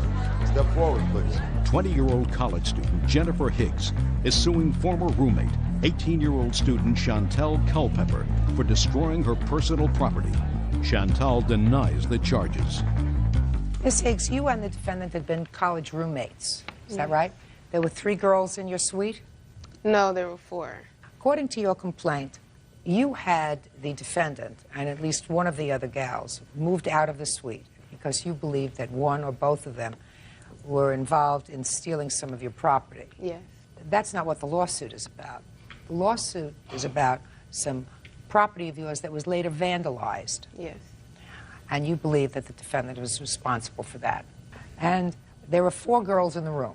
Well, it was more like an apartment with 3 bedrooms. I had a single bedroom with myself.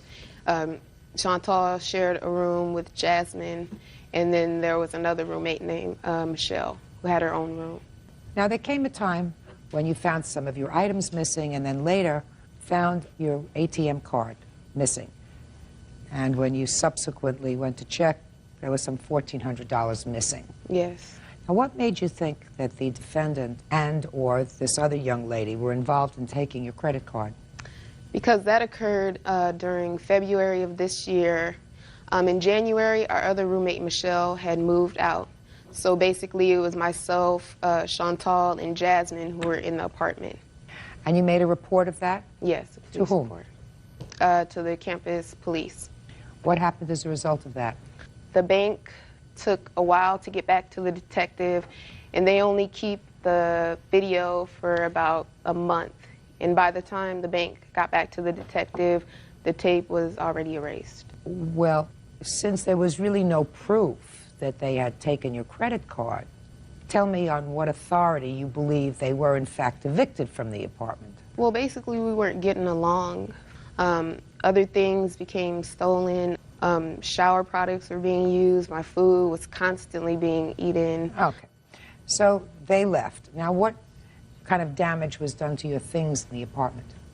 The new handle was broken off of my bedroom door. It had been locked when I left. all the wires to the electrical things in my room were cut, like my TV, my PlayStation, my clock radio. Yes, it was actually.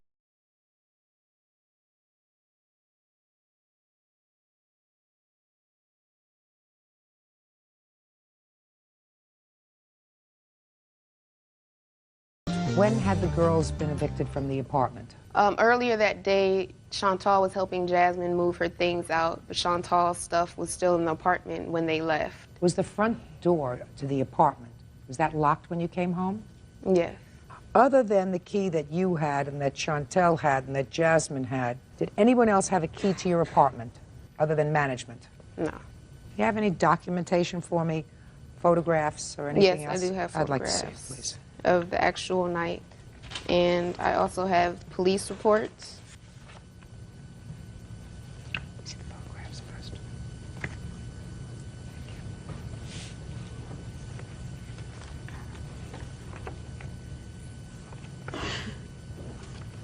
Okay, Ms. Culpepper, now I'll hear you. All right. First of all, we was friends, we was cool, we threw her a birthday party, you know, went out, hung out, everything. We didn't find out about the credit card until housing told us that Jennifer had been going about writing down reports and everything, and we thinking that we was cool, you know what I'm saying? We were just friends. Let's get to the day that her property came up vandalized. We wasn't under the impression that her property was vandalized because we had moved, Jasmine had helped me move out later on that night because we was already being kicked out of that apartment due to her saying that we was wasn't getting along. Are you living together, the two of you? No. You still friends? Yes. Have you remained friends? Yes. Mm-hmm. One of the two of you cut the wires in her room. No, we did not. Yes, you did. Oh, yes, you did. You were angry. About what? About what? About being evicted from the apartment. 3 keys. My wire was cut 3 too. keys. I don't believe that she cut the wires on her own property and broke down her door. The police report indicates that the front door to the apartment, which was opened with a key, was not damaged. The only door lock that was damaged was the door to her room. The only people that were angry about the situation, as you've just described, you thought everything was cool, everything was wonderful, and all of a sudden you're evicted, were the two of you. The problem is, she doesn't know which one of you did it, or which one of your boyfriends did it, or whoever was helping you move did it. She doesn't know that. But it's clear to me that one of the two of you know who did it. No question in my mind, madam. Okay. But like I Good. said, we was moving out that night. Nothing was wrong with the apartment when we left. So you mean somebody else just went in there? No, she has the window onto the balcony. Anybody could have broke in there. She could have came in there. Let me tell you why nobody don't did know. that, except the two of you. Because if they came in to steal something, they would have come in and taken the property. They didn't take it. All they did was vandalize it so she couldn't use it.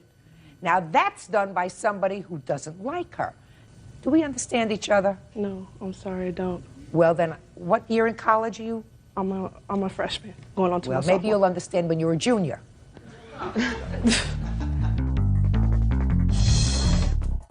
What made you choose this defendant as opposed to suing both of them?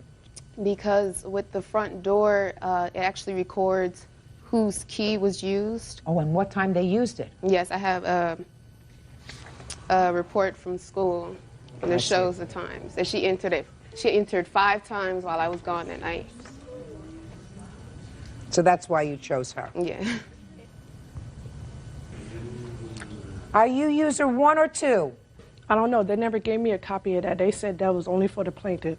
They never gave me no information on Well, nothing. let me give you this. You I are was user. moving that You night. are user 2. I was moving that night along with Jasmine helping me. So I had to come in and out the door. We are not allowed to keep the door open. Mm-hmm. So yes, I did use my key. Mm-hmm. When I came home, my wire was cut off my TV. Did you make a report of that? Yes, I did. When? May 12th. The first report that you made that you had vandalized property was May 12th? Mm-hmm. This happened April 12th. Okay. So after they said her room was vandalized, you said my property was vandalized too? Yeah, that's the whole reason What why I'm I saying moved. to you is before you knew that her property was vandalized, When you first saw your TV wire cut, did you immediately call housing and say somebody's No, I did vandalized not. my... Of course not. Judgment for the plaintiff in the amount of $370. That's all. Parties are excused. You may step out. This is case number 137 on the calendar in the matter of Lausanne versus Platt. Parties have been sworn in, Judge. You may be seated. Ma'am, have a seat, please. Miss Lausanne, while you were briefly separated from your husband, according to your complaint, the defendant and your husband were dating. Yes, ma'am. And it is your claim that you had some property in a storage unit. The defendant took the property out of the storage unit and now has it in her home. Is that right? Yes, ma'am. You want your property back. Yes. The defendant says she was told to take the property out by your husband, and she has a counterclaim for some nonsense that has to do with storing your property. We'll get to her counterclaim in a minute. During what period of time were you and your husband separated? We separated the end of June in 2001, and we still were kind of trying to work it out into July. During what period of time was he out of the home? From June of 2001 until when? Till December of 2001. One, yes. And at what period of time were you dating him? From October until December. Is that when you met him in October? Yes, ma'am. Now, you tell me how it came about that you went to the storage unit and when and what property you removed. Okay, Marty and I were moving into a place together, and we placed some things in storage. When were you moving in together? In November. So you met in October, you moving in November? Well, I've known him for years, but I started seeing him in October. We were moving into a place together. How do you know him for years? Small town. We both grew up there, same town. Okay. So in November, you decided to move in together. You were taking out a storage unit to put both your stuff? Well, we didn't rent the storage unit. He said that he had a storage unit, and we placed some things in the storage unit together. And then he called and told me to remove the things from storage that we placed in there because it was Sheila's storage. She found out that our stuff was in there. She was going to turn the storage unit in. So you put the stuff in storage in November? Mm-hmm. And when did you remove the stuff from the storage unit? I want to say in January or February. After they had reconciled? Well, I didn't know that they were back together. Marty had left town on work, and that's the last I heard. I didn't know that him and Sheila were back together. So when you say you want to say in January or February, could it have been early December? February. Early February? Yeah. So in February you removed the stuff. When was the last time you saw Marty? Beginning of January, when he left town to go to work. And when did he move back with you? We technically haven't moved back in together. He, like she said, he works out of town, and he stays at the job site and just comes home like on the weekends, and sometimes he works straight through. But you haven't seen him since January? No, ma'am. And you know that they're back together? I assume that you've spoken to Marty? No, I haven't. Really? Mm-hmm. You mean he didn't call to say, well, the last I'm time not coming home? No, the last time I talked to him, he told me to get the stuff out of storage because Sheila was upset about it being in there. Oh. To get your stuff out of storage? Well, the words that he said is you need to take the things out of storage. So I'm assuming it's Marty's storage. All right, Miss Platt, Sheila's upset about it. You need to take the stuff out of storage. That could have meant just your stuff out of storage, right? It could have. Yeah, sure. It could have. And you hadn't spoken to him since January, so I assume that you knew he wasn't coming home. 6 months later, you know he's not coming home. Oh, yes. Yes, ma'am. Now, when for the first time did the plaintiff call you and tell you she wanted her stuff? I want to say in March. And what did you tell her in March when she called? That, as far as I knew, the things belonged to Marty, and when Marty called me to tell me to give her the things, then I would return the things. Oh, you know. How many times did she call you in March? Oh, a lot. Did she call you in January or February? Oh, yeah. When? Always. What do you mean always? Always. I mean, anytime she felt like picking up the phone. Let's talk about March. After you told her you're not getting the stuff back till Marty calls, because I assume you wanted to talk to Marty, which would have been the decent thing to do, right? To talk to him. Yes. On his part. Is that when the harassment started by the plaintiff? Well, I mean, it's pretty much always been there. I mean, she's calling, she's going to turn the phone off because the phone's in Marty's name. She's going to turn the utilities off because they're in Marty's name. She's going to call social services and make a claim on me for not taking care of my kids. You mean since March? Since January is basically when it really got pretty out of hand. Okay.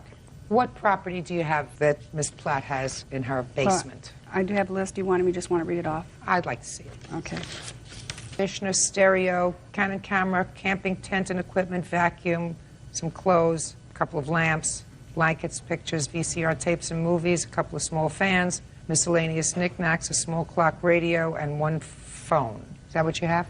A lot of the stuff is in boxes, so I'm not exactly sure what's in it, but... And where is all the stuff, in the basement? In my basement. Good. You or Marty have to make arrangements to go and get the stuff. When's a good time for you to have them come and pick up the stuff? Anytime's a good time for me, as long as Marty... Tell Marty to call me for the things. Well, listen to me. I'm creating an order. Marty doesn't have to do anything. Okay. I think it's probably a good idea that a third party go over there to get the stuff. I understand your anger. Oh, yeah. Oh, I understand your anger. But that's not her fault. I don't live in Michigan anymore. Where do you live? I live in North Carolina.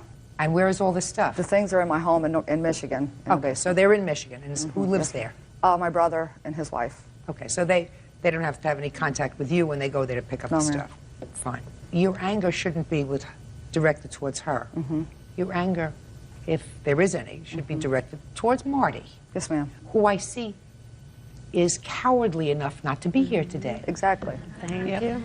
Crawling under a rock someplace, you know, where he's working. Exactly. Yeah. Judge Judy continues in a moment. Forget about Marty. He's not worth it. Oh, I know. You want him to be a man. He's not. He's her problem. And later today, I question why you would permit this violent, abusive man to whittle into your family business. My mother was dying. She liked Bill. We all did at one time. But she had no idea the extent of his behavior. real cases, real people. Judge Judy. Sheila Lazan says her husband's ex-girlfriend, Robin Platt, entered her storage unit and took her belongings. Listen to me. You two ladies shouldn't have any issues with each other. I mean, the only issue I have with her is that, I mean, she won't stop calling me. She's going to stop calling you as soon as she gets her stuff. I mean, I've had to leave the state to get away from her. She won't stop calling you because you have her stuff. I have Marty's stuff. No, her stuff. They're married. If they're married, then the property belongs... How long have you been married to old Marty? 5 years. The property... Shh! The property belongs to both of them. Okay. And if it turns out that I'm wrong, and if it turns out to be Marty's stuff, Marty should have been here to say, I want my stuff. Yeah. It's mine. It's not That's all I marital ever property. ask. That's all I ever ask, for him to tell me. Just to give it to her. You want him to be a man and call and do the right thing. It's beyond that. Mm-hmm. He's not. Okay. Right? He's not. But your issue really isn't with her. So, what day? 5 days from today's date? You want to go and get your stuff? Yep. Okay. Your counterclaim really is for storage fees, for storing this stuff. Mm-hmm. Your counterclaim is nonsense. She called you practically immediately and she said, I want my stuff back. You said, no, you kept it. You're not entitled to storage fees. And as far as the harassment is concerned, this is telephone harassment? Yes, Is ma'am. that what you're saying? Well, I mean, it was local harassment until I left that town and moved it to North Carolina. And I mean, I moved to North Carolina to get away from her. And I mean, she's still calling my house in North Carolina. What is she calling for? Oh, just whatever. Anything. No. What is she calling for? Just to say what she has to say. I mean... Like what? Oh, you know, you need to give my things back. Right. I'll come over there and slap you. Right. She wants her things back. That's going to end all of the trouble. She wants her things back. Whether she says, Miss Platt, I would really like you to give me my things back, or she uses some profanity to get the message across, that's not harassment. You could have put this whole thing aside a long time ago by just turning over the stuff to her. And if Marty had a problem with that, then Marty would have had to have called you, which is really what you wanted in the beginning. Forget about Marty. He's not worth it. Oh, I know. You're not telling me nothing new. He's her problem. Got it? All right, court will prepare an order, 5 days. You go pick up your property, that's all. Counterclaims dismissed. Parties are excused. You may step out. He's a coward for not being here. Marty just told me to give the stuff back. I'd have gave it back. Once your husband moves out and lives with another woman, forget him. Don't mess with them dudes. I'm left with a loser. And now the next case. All parties in the matter of Brewer versus O'Reilly. Step forward, please. Sales manager Bill Brewer is suing his ex-mother-in-law, retired postal worker Val O'Reilly, for an unpaid loan to visit her family. Val says the money was a gift so she could pay for her mother's funeral. Mr. Brewer, how long were you married to the defendant's daughter? Approximately 2 years, Your Honor. Is this your former wife? Yes, it is. Do you have children together? No, we did not. And how long did you know her before you married her? Approximately 2 years. So you've known Miss O'Reilly for 4 years, or at the time of the divorce. Yes. And you claim a loan to her, a recent loan, in the amount of $1,500. Is that right? Back in April of 2001, yes. In what year were you divorced from her daughter? We split up in March of 2000. And you maintained a reasonable relationship with the defendant? Yes. After we split up, we probably talked at least maybe once, twice a month. You know, we'd just chat to see how things were going. She cared about what was going on, and she honestly didn't like what her daughter was doing to me. So, yeah, I thought we had a civil friendship, and we chatted and emailed and stuff like that, yes. Did you give her a check for this loan? Yes, ma'am. Do you have the check? Yes, I do. I'd like to see it, please. If I can add also, Your Honor, 2 weeks before I had loaned her the money, the defendant's daughter had called me and asked if I wanted to buy the ring back. And buy what ring back? The wedding ring. Because when we split up, I asked for it back anyways, and of course that wasn't the right thing to do. Was your wife at that time living with her mother? No, she wasn't. Now tell me about this loan in April of 2001. What was it for? Well, the defendant would like to go to Florida to see her sister, I think yearly. So she called me, said, Bill, if at all possible, she wasn't threatening me, if at all possible, do you have some money I can borrow? I need to put some money down for my ticket and the hotel room and whatnot. At the time, I was, still trying to be a decent guy, had a little extra money in the bank, and I said, sure, no problem. She agreed to pay me back in August. I said, okay, I could do that for you, Val, because I thought we had somewhat of a decent relationship still. And she never paid you back? No, ma'am, no. Okay. Now, Miss O'Reilly, in what month did your mother die? My mother died in April of 2001, Your Honor. When in April? The 29th of April. Okay. Now I'd like to hear what your defense is, because I find that interesting. My mother was 93 years old, and she was in a nursing home, and she was dying. The first part of April, they didn't think that she would live very much longer. She died April 29th, according to you. Right, that's when she died, but she was dying. She was sick. Hospice was called in, and she wanted to, since she and Bill Brewer were friends and they were on a good rapport together, she liked Bill. We all did at one time. She asked hospice to call him and tell him goodbye for her, that she was dying. They didn't expect her to live. Did that happen? No, ma'am. They never called. Just a second. Would you get to the $1,500, please? Okay. They called him and told him she was dying. He called back and said he was sorry that she was, going to die. Would you get to the... I told him that she had bought her lot years ago, that her cremation was paid for, because he asked me how she was going to be buried. And I said she was going to be cremated. And I couldn't believe that, because even when she owned the lot, that it would cost $500 to open the grave to put her ashes in the grave. That amazed me. Then it would cost $200 more for an urn. It had to be bronze. I couldn't put her ashes in the box that came in from the crematorium. And the marker was $800. And I said that Graham, that's what we called her, Graham would just have to wait a while before I could do this. And he said, don't worry about it. He said, I'm making good money now.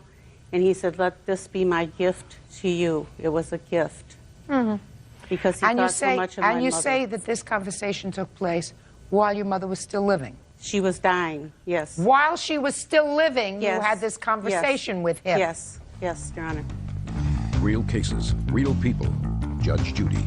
Bill Brewer says ex-mother-in-law Val O'Reilly owes for a loan to visit her family. Val says the money was a gift. All right. Now, what I find interesting about your position, Miss O'Reilly, is I want you to look at this document. Tell me if this is your signature. Is that your signature? Yes, it is my signature. Good. Can I see the document back, please? That is your sworn answer to his complaint. And I'm going to read to you what you wrote. In April of 2001, my 93-year-old mother passed away. The plaintiff had been very fond of my mother and called to give me his condolences shortly after she passed away. I told him that she would be cremated and mentioned I couldn't believe the cost of the urns, services, and burial. He was sympathetic and said he would give me the $1,500 towards the burial as a gift because he cared so much about my mother and wanted to do this for me. That's what you swore to. Do you understand that that's what you swore to? Yes, Your Honor. May I say something, please? No. That's what you swore to. And your mother died the 29th of April. This check was written to you on the 20th of April, 9 days before your mother died. You understand? Yes, I do. Your answer does not support this. It was a stressful month. It was full of trauma. She was dying. She had hospice This call is not here. a stressful month, madam. We are talking about some 13 or 14 months later.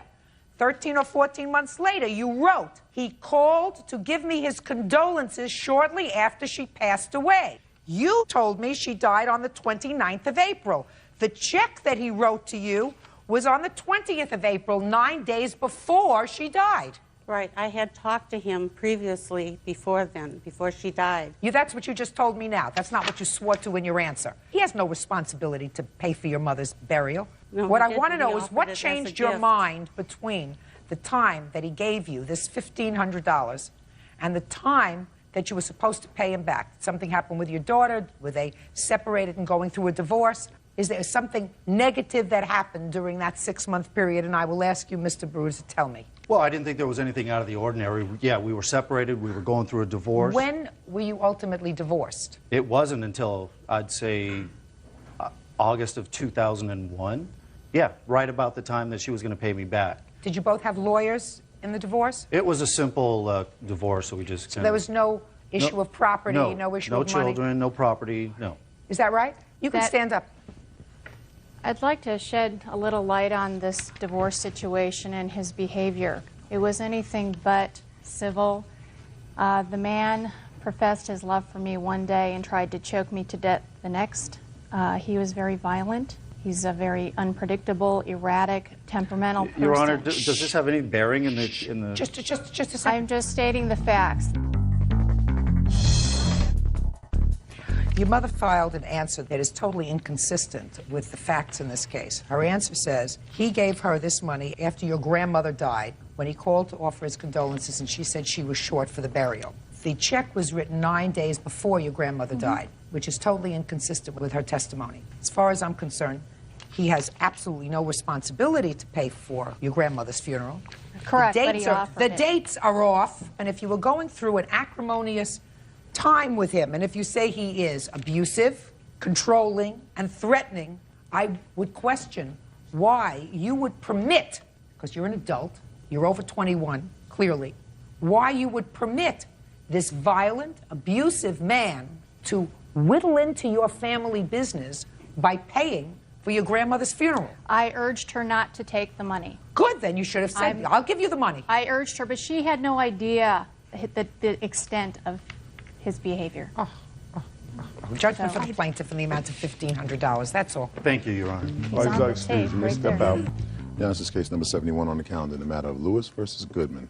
Parties have been sworn in. Judge, you may be seated. Sir, have a seat, please. Mr. Lewis, it is your claim that the defendant filed a false police report about you causing your arrest. You spent, according to what I read, about 16 days in jail as a result of that arrest. Is that right? Correct. And you want to be compensated. Correct. Tell me how this all started. Well, it originally started when I met her. I was chatting with her over the internet. Came to be that I wound up moving to the city where she was from because I was offered a job there. She was married at the time. I decided to meet her. Her husband was supposed to come with us, but he didn't show up, so we just became friends. My roommate that I was living with at the time had started dating her friend. Don't give me all this social relationships. I'm really not interested. Cut to the chase. You met her on the internet. You moved to where she was living. Right. You became friends. Right. Okay. Then it came to a point where I needed a vehicle. My friend, Vinny here, owns a car lot in Daytona Beach. I called him up and told him I needed a vehicle. I told him that I didn't want the vehicle in my name. Why not? Because I had did a deposition for him in his divorce trial. And his wife, being the one that he's divorcing, works at the car lot also. If she'd have saw the title in my name, knowing that I did the deposition, you know, for him, that would have looked kind of fishy, as if like he was trying to bribe me or something. Right. So, and I was, you know, paying him for the vehicle, and so we didn't want it to look like he was just bribing me with the vehicle. So Mary had agreed to put it in her name, and she had the insurance policy to put it on there with, so we did that. Okay. So your friend, your new friend, agreed to put the car in her name. Correct. But she wasn't paying for the car. Correct. Until I paid off, I was going to pay him $1,200 for the vehicle, and once it got paid off, then it was going to be switched over to my name. So. Okay. Go ahead. Okay. Then I had it for roughly a month or so, and I decided to move back to Panama City where my kids live. And whenever I walked out of my house, probably 4 or 5 days after I was back into town, the vehicle was gone. The truck You mean was you gone. moved back to Panama City? Correct. And when you walked out one day, There was no car. It was just gone, right. Okay. So I called the police department and told them, I need to check to see if it's been towed. So they said, we don't have any record of that. I said, well, I need to report it stolen then. So the police department came out, the cop got there, and he asked for my ID, and I handed it to him. And immediately after handing it to him, he put me in handcuffs and told me I was being arrested for stealing the vehicle. And I was just shocked. I didn't know what to think. I didn't know what was going on. Then, I get to the police department, and they told me that it was out of Polk County, which was where she's from, and that she had, signed a statement saying that I stole the vehicle from her, so... Okay. And it was a result of that report that you were arrested and incarcerated? Correct. You had no other outstanding warrants or anything else? So it was based solely on the report that she made? Correct. Do you have a copy of that police report? Yes, I do. I'd like to see it, please.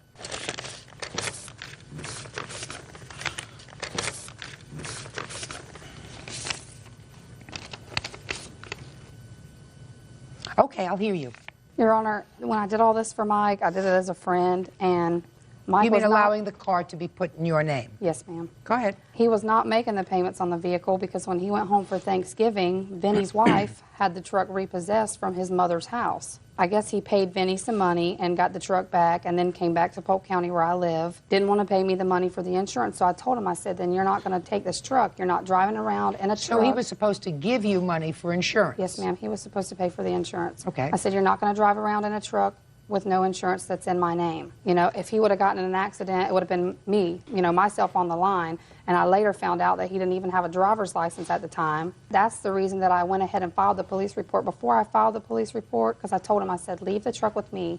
If you're not going to pay for the insurance, you're not taking it. Did you have that conversation? No, the conversation was that her husband had found out that she had put the insurance in her on the policy or whatever for the truck, and that he canceled the policy. So I told her, I said, the most I owe you is a month's insurance, not the whole premium, which was like $200 and some odd. And I said, I'm not going to pay you the whole premium. It was $600 for 6 months. Or whatever it was. I said, the most I owe you is a month. And I said, and not one point, not at one time did she say, do not take the truck. Yes, now, I did. my roommate was there at the time, and he was saying, don't take the truck. But the reason why he was saying it was because that was his only means of transportation, was me and him riding together, and he didn't want me to take it. He wanted to keep it there. Well, let me ask you this question, Mr. Lewis. At the time that you took the truck, did you have insurance? I don't know, to be honest with you, because I had the insurance card. Well, just a second. If you don't know whether you had insurance, then you didn't have insurance. If you don't know, then you don't have it. Now, at the time that you took the truck, did you have a valid driver's license? I didn't know it wasn't valid at the time. I really didn't. I didn't know that until I got to put in jail for it. Not for that, but for this. I didn't know that I had... What was the reason that you didn't have a valid driver's license, Mr. Lewis? I was in a motorcycle accident the year before, and I didn't work for 8 months, and I got a ticket for the motorcycle accident, and I wasn't able to pay the ticket, and that's what suspended my license. That's baloney. No, that's very true. There's something more to that. No, that is the God's honest truth. When you had the motorcycle accident, was there any alcohol involved? No, ma'am. So you didn't pay one ticket and they suspended your license? Well, there was actually 3 tickets. There was 3 tickets total. So you were irresponsible in not paying for the ticket. Is that right, Mr. Lewis? No, it was either paying my child support or paying my tickets. And if my child support didn't get paid, I would have been put in jail. So whenever I was getting unemployment from a motorcycle accident, I either had to pay my child support or pay these tickets. How much were the tickets, Mr. Lewis? A total of $600 and some odd.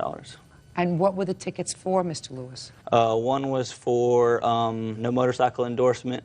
One was for... Just a second. What does that mean, no motorcycle endorsement? In Florida, you have to have, if you ride a motorcycle, you have to have a endorsement for riding a motorcycle. What is an endorsement, Mr. Lewis? Let's talk English. As far as I know, it's just a class that you take to say that you're qualified to ride a motorcycle. So you didn't take a class in order to ride a motorcycle. Is that what you're telling me? Correct. I was just simply going on a joyride around the block with somebody, so it wasn't that I owned a motorcycle. Mr. Lewis, all right. So you got a ticket because you did the wrong thing by riding a motorcycle without having a proper endorsement. Correct. What was the second ticket for, Mr. Lewis?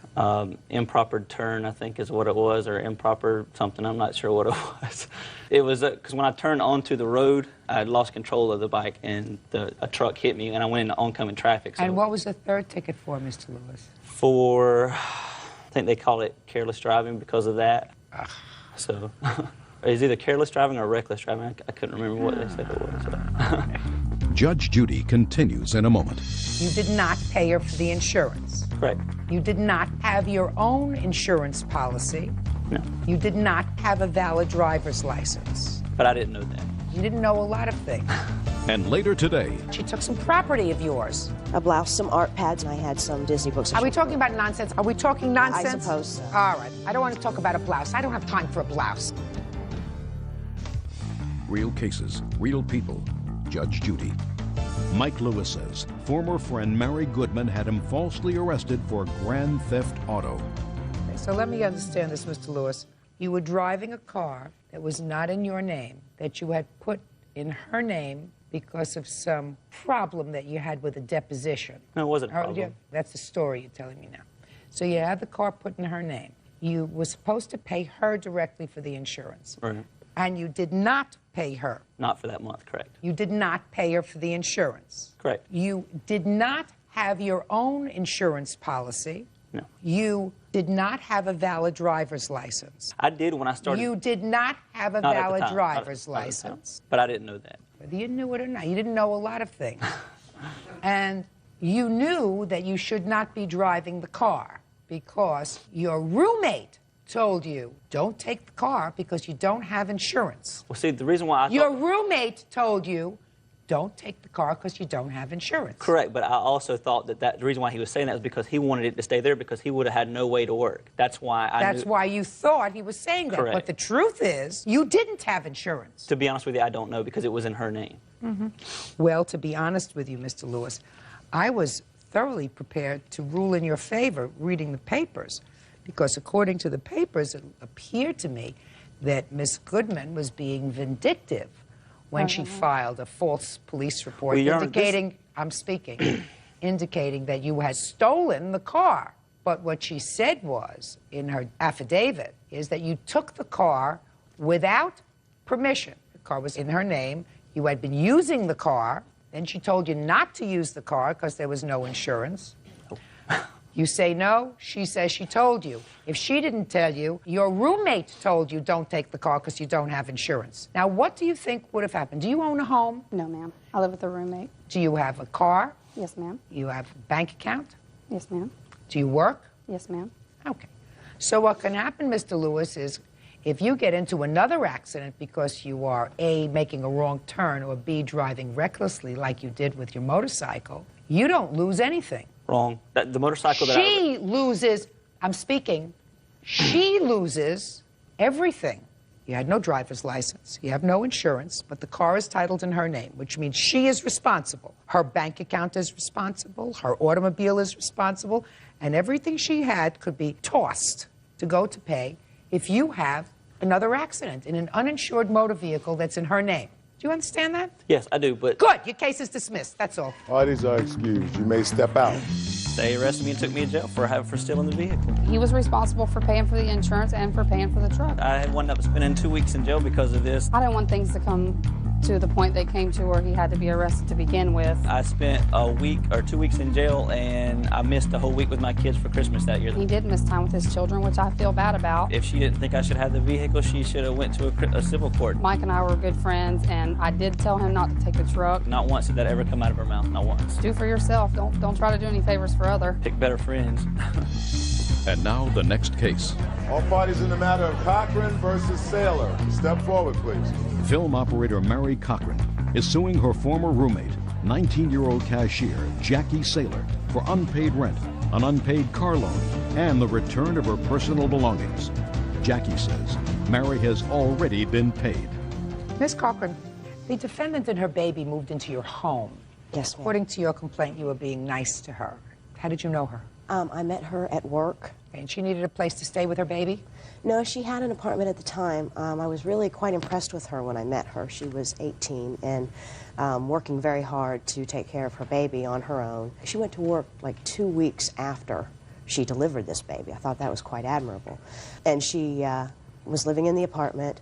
It was very tiny. She was always telling me how her aunt and the rest of her family complained about helping her out, taking her places, doing things, watching the child, so on and so forth.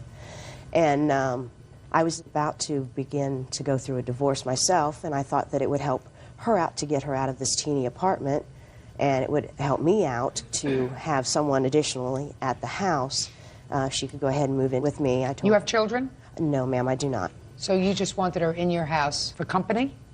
No, I thought it would help us both. We had became friends at work. Okay, but it was for company, not to watch your children in exchange for living. Right, okay. certainly. Your lawsuit seeks a couple of things. First, you say that you helped her out, purchased a car.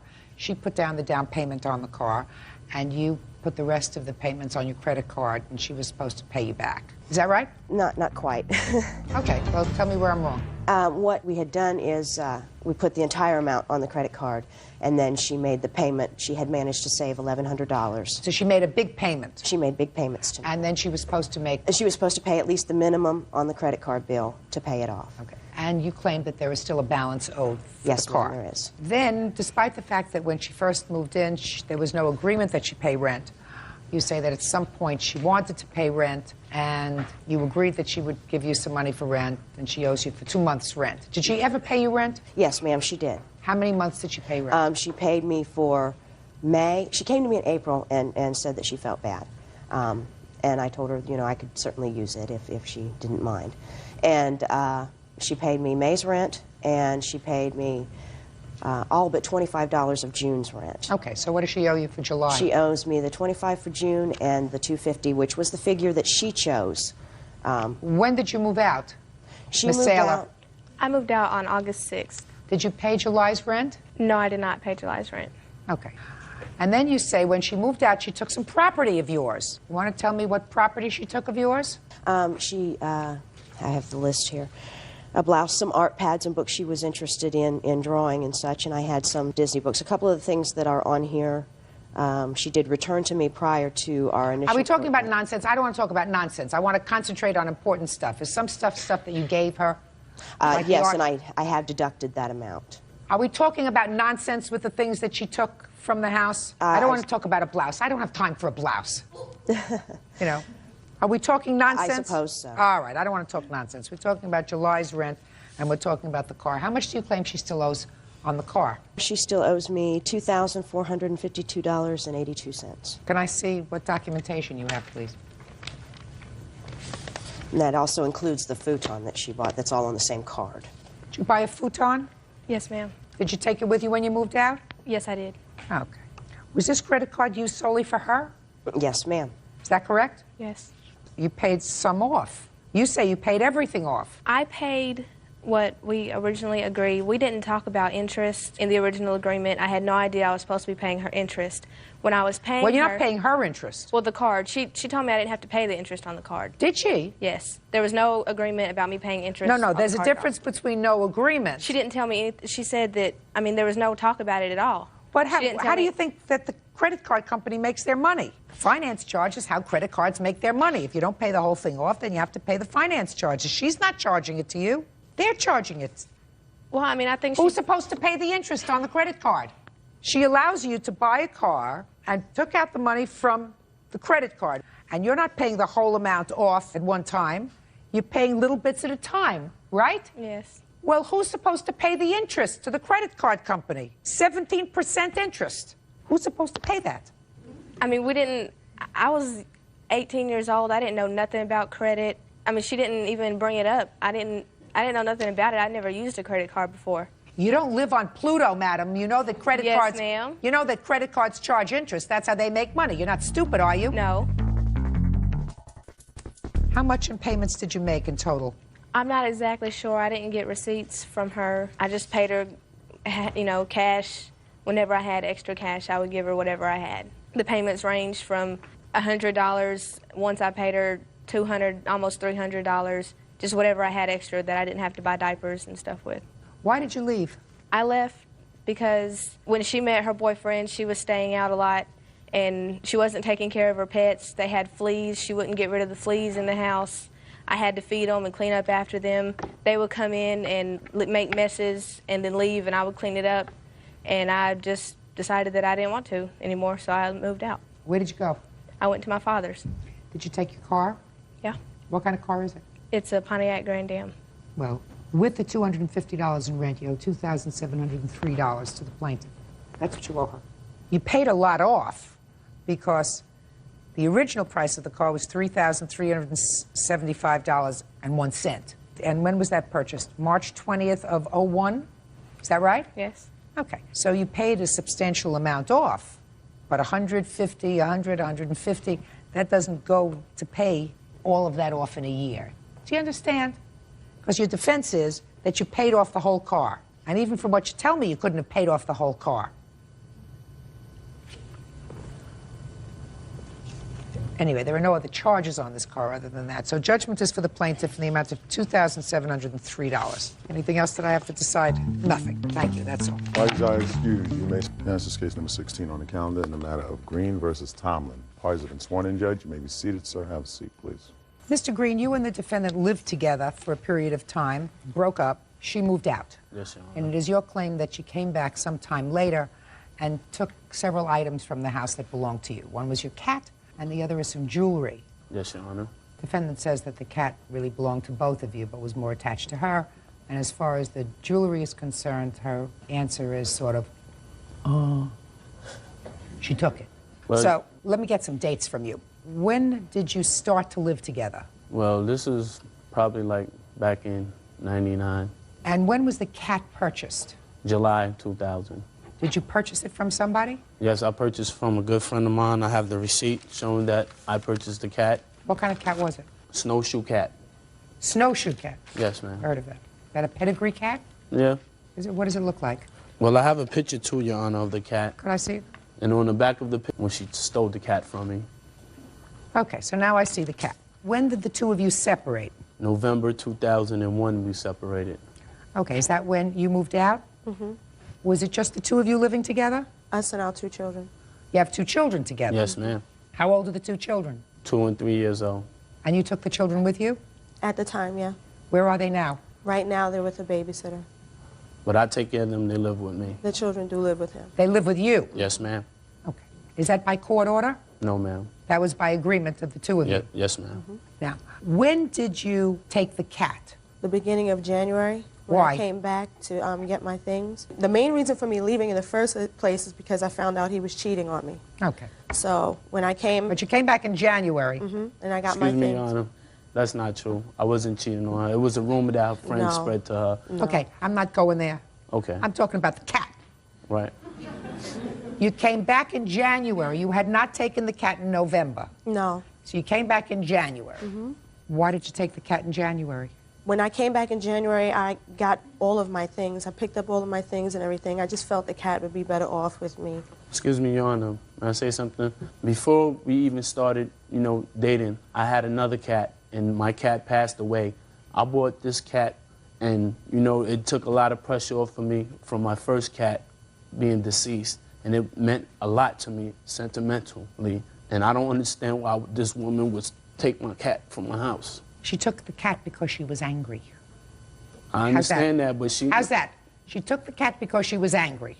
Your Honor, I have some letters that the defendant was writing me, threatening me about my cat. Let me see that. And things that she took from me. I'm not going to get to the other things until I finish with the cat. Okay. Do you understand? One thing at a time.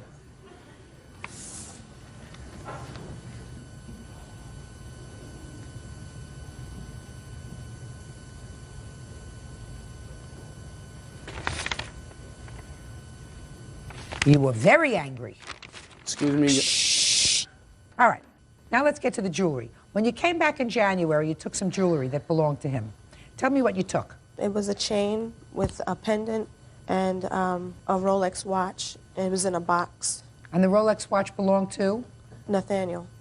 Where did Nathaniel get the Rolex watch from? He says from his father. Why did you take the jewelry? For the same reason you took 2?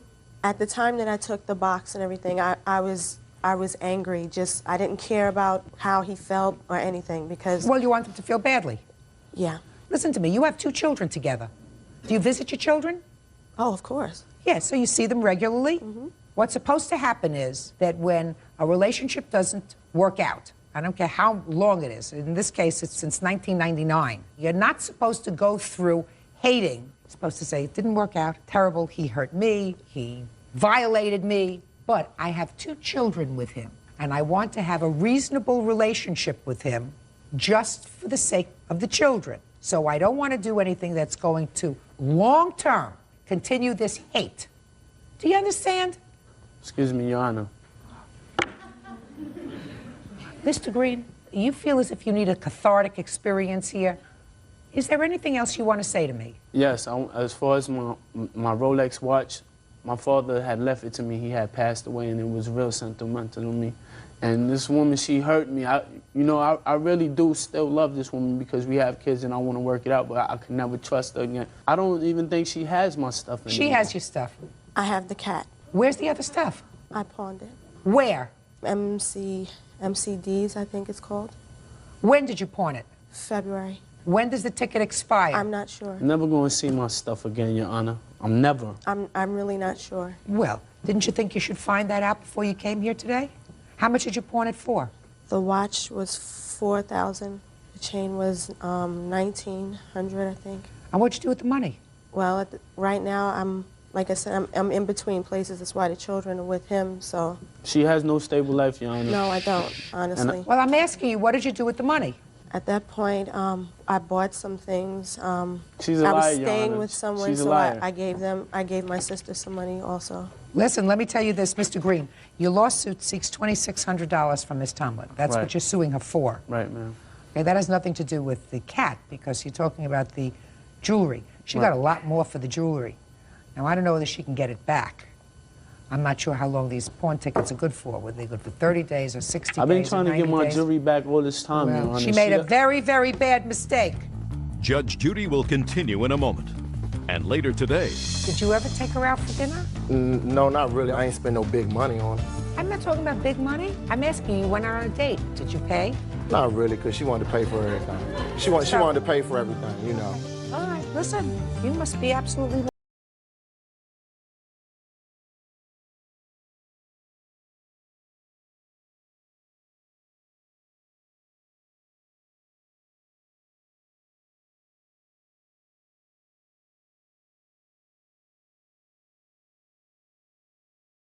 to her. I don't know if she's accepting it, but you have to be smart. Right now you have your two children living with you. They have a mother. The mother sees the children. I don't know whether this relationship will come together again. It may. In the meantime, she has to do the right thing. Give you back your cat, do you understand? And give you back your jewelry. Miss Tomlin, do you understand? Yes. And then you will not be so angry with her. She may still continue to be angry at you, but she will be able to see her children with a lighter heart. You're not supposed to continue to dredge up the past. I tried working with her. I tried working with her. I tried getting back my stuff for a matter of time. Sorry, Mr. Green. I really thought I could get at least your father's watch back for you. But if she sold it, there's nothing I can do for you except give you the judgment that you're requesting and suggest to you that she did the wrong thing. I think that at this point, at least I hope she knows she did the wrong thing. In the scheme of things, I know that you're hurt because you don't have your stuff, but you have the most important possessions, and that's your two children. Do you understand? Right. Your Honor, how am I sure that I'm getting my cat back, Your Honor? I will prepare an order that you get your cat back, and you can use a sheriff or a marshal to ensure You know, that I've been trying to be nice to this woman, work with this woman, and she know that how I feel about my cat. Mr. Green, all I can do is prepare an order. If she refuses to give you the cat, I think it's a big mistake because you have custody of your two children. If she wants to continue to be able to enjoy a reasonable flow of visitation with the children, with the person who has custody, that's their father, then what she's supposed to do is do the right thing. You did the wrong thing with regard to the jewelry. Now you better do the right thing with regard to the cat so that he doesn't have to go and get a marshal to enforce the order. Do you understand, Miss Tomlin? He has physical custody and takes care of the most precious things that the two of you have together, and that's your children. Not the cat, and not the Rolex, and not the chain and pendant. So you're supposed to do the right thing, not the wrong thing. Grow up. Judgment for the plaintiff in the amount requested in your suit, $2,600. That's all. Thank you, Your Honor. Parties are excused. You may step out. My father's watch and my cat, she knew how I really felt about it, and she really wanted to hurt me, and she succeeded. Now knowing I have a conscience and I feel bad that I hurt him. It's too bad he didn't feel that way about me. She said if I keep on calling her trying to get my stuff back, I wouldn't get my stuff back, and I find my cat in the pet cemetery. Everything I wrote and said, I did out of anger. When you have kids, try to work things out, you know, because you're hurting the kids in the long run. And now the next case. All parties in the matter of Johnson versus White. Step forward, please. 23-year-old accounting clerk Kendra Johnson is suing her ex-boyfriend, truck driver DeBarrio White, for unpaid loans and for the cost of a tuxedo rental. Ms. Johnson, you and the defendant were dating for a while, according to your complaint. You say he owes you for 3 things. First, he owes you for a $100 loan that you made so that he could turn on his cell phone. Then you claimed that you invited him to be your escort to a wedding, and he owes you for the tux. And the final thing, I believe, was a visa bill for a restaurant. Is that right? Yes, ma'am. And also, there were some shoes that were purchased as well. I have receipts for those. Shoes for the tuxedo? No, shoes for his children. Okay. Mr. White says that he owes you for absolutely nothing. You paid for these things for a variety of reasons. Is that right? Everything was gifts, correct. So let's start with the first loan that you claim you made to Mr. White. When was that? Last year, around middle summer, end of summer, 2000. Middle summer, end of summer. I need a date. August. No, don't guess and tell me. Think. It was in August. I don't remember which exact day. And how long had you been dating him when you made this loan? I had just met him, maybe 2 months I've been dating, if that. And why did he need money?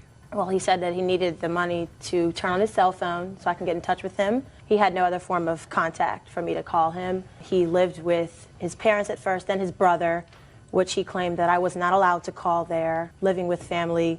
They didn't want, there were other children, his brother's children. So, no other form of contact.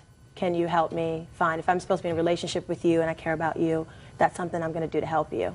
So what did he say? You gave me a whole story. What did he say? I don't have a cell phone? Well, my cell phone was turned off? My cell phone got turned off.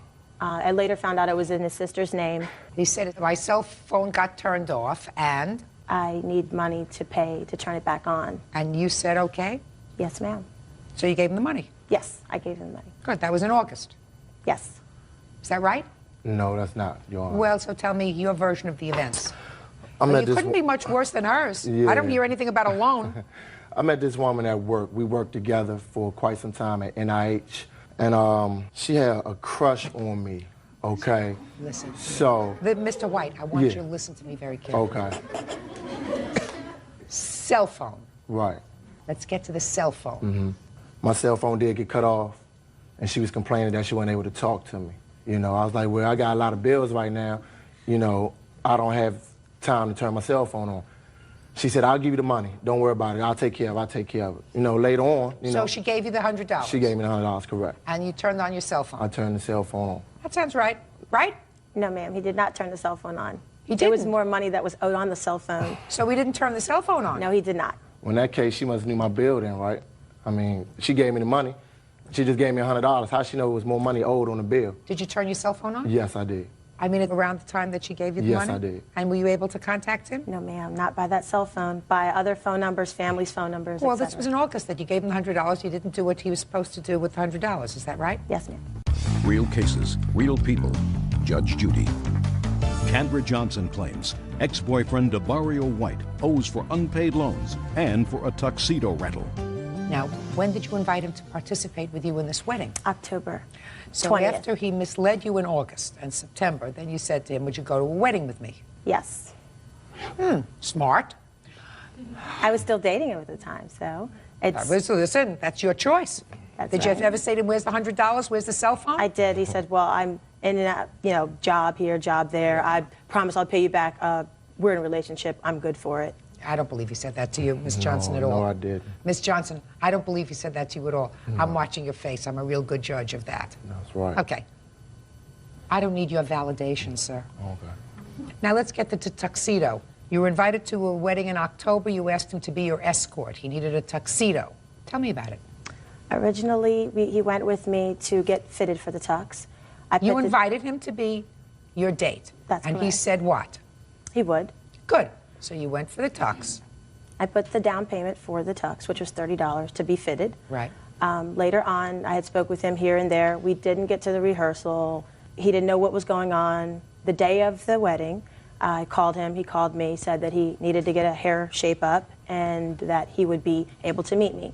I picked him up. He says, I don't have the tux yet. I said, well, the wedding's in 20 minutes. It's closer to him than from me. He said, well, I don't have any money. I have no way to pick up the tux. If you want me to be in the wedding, you need to buy the tux. So you did? I did. Good. Later on. Did you dance with him at the wedding? We didn't get to be in it. because he was late since he had to get his hair cut, I never got to walk. I never got to be in it at all. I was there when they were walking out. Now, Ms. Johnson, my next question is, when was the visa bill that you claim he signed for when you went out for dinner? Was that before the tux or after the tux? That was before the tux. Before the tux. So that was in September? The date's on the receipt. It was much earlier than that. I have it, ma'am. Can I see it? Sure. That was like our first date that she took me out on. She paid for September dinner. 6, 2001. 9/6. Those are other Okay. receipts as well. September 6th. So tell me about September 6th. There was a place called the Oasis in Silver Spring, Maryland. Somewhere he had been with family. He said it was a really nice place. You can dance. There's comedy. There's, you can sit down, have something to eat.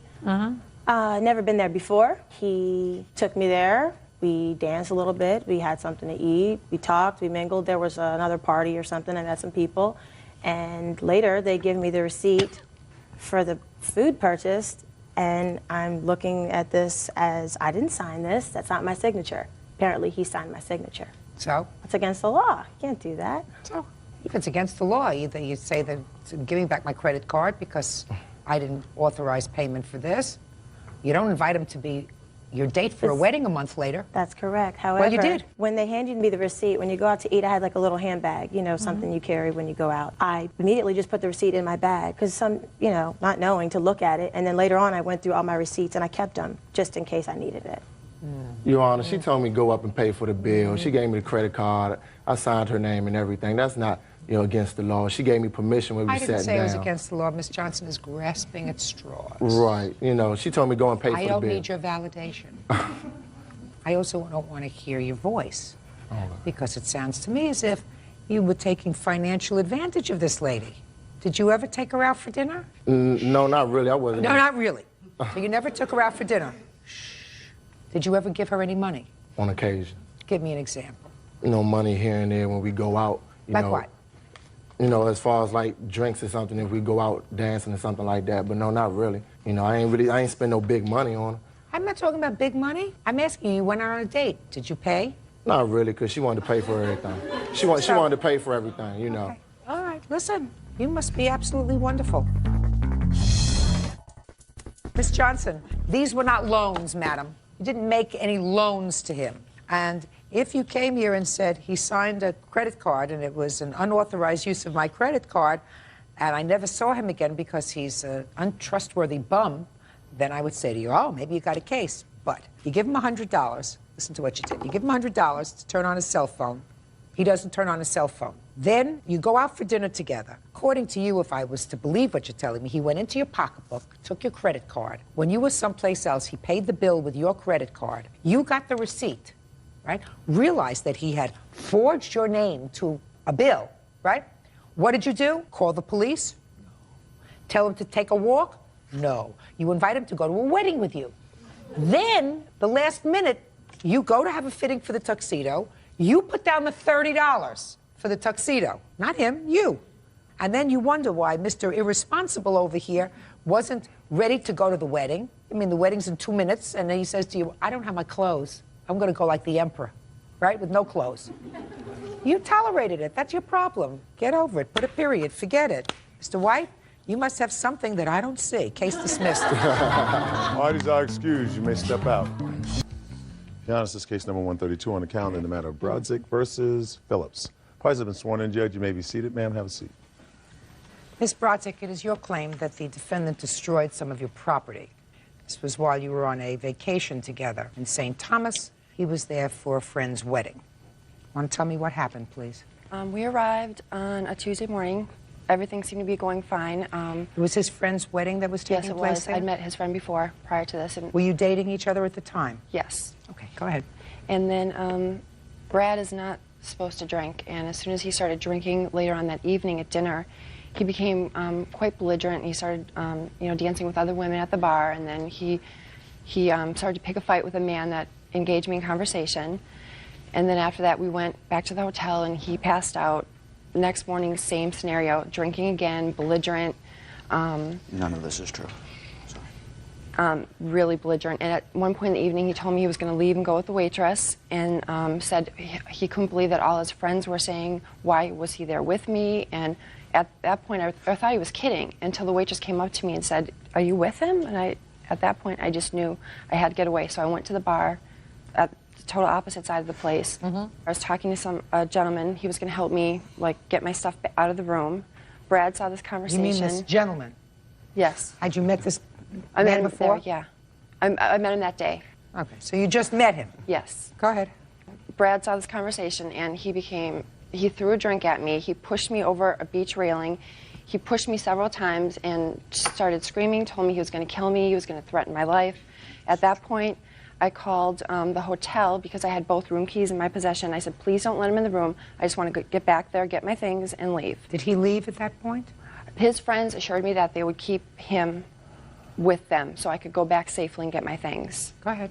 And then I arrived at the hotel. The security officer said that the gentleman that's staying in the room had been there 5 minutes prior.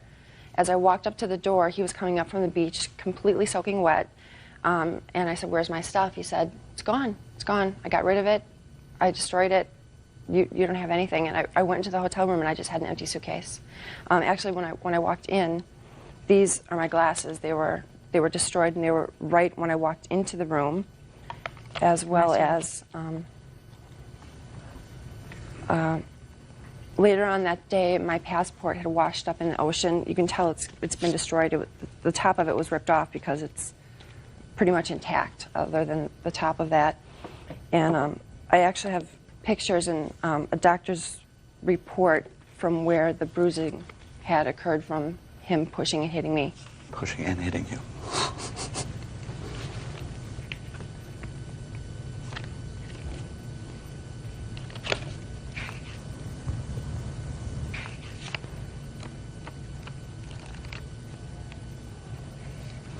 This was in the water?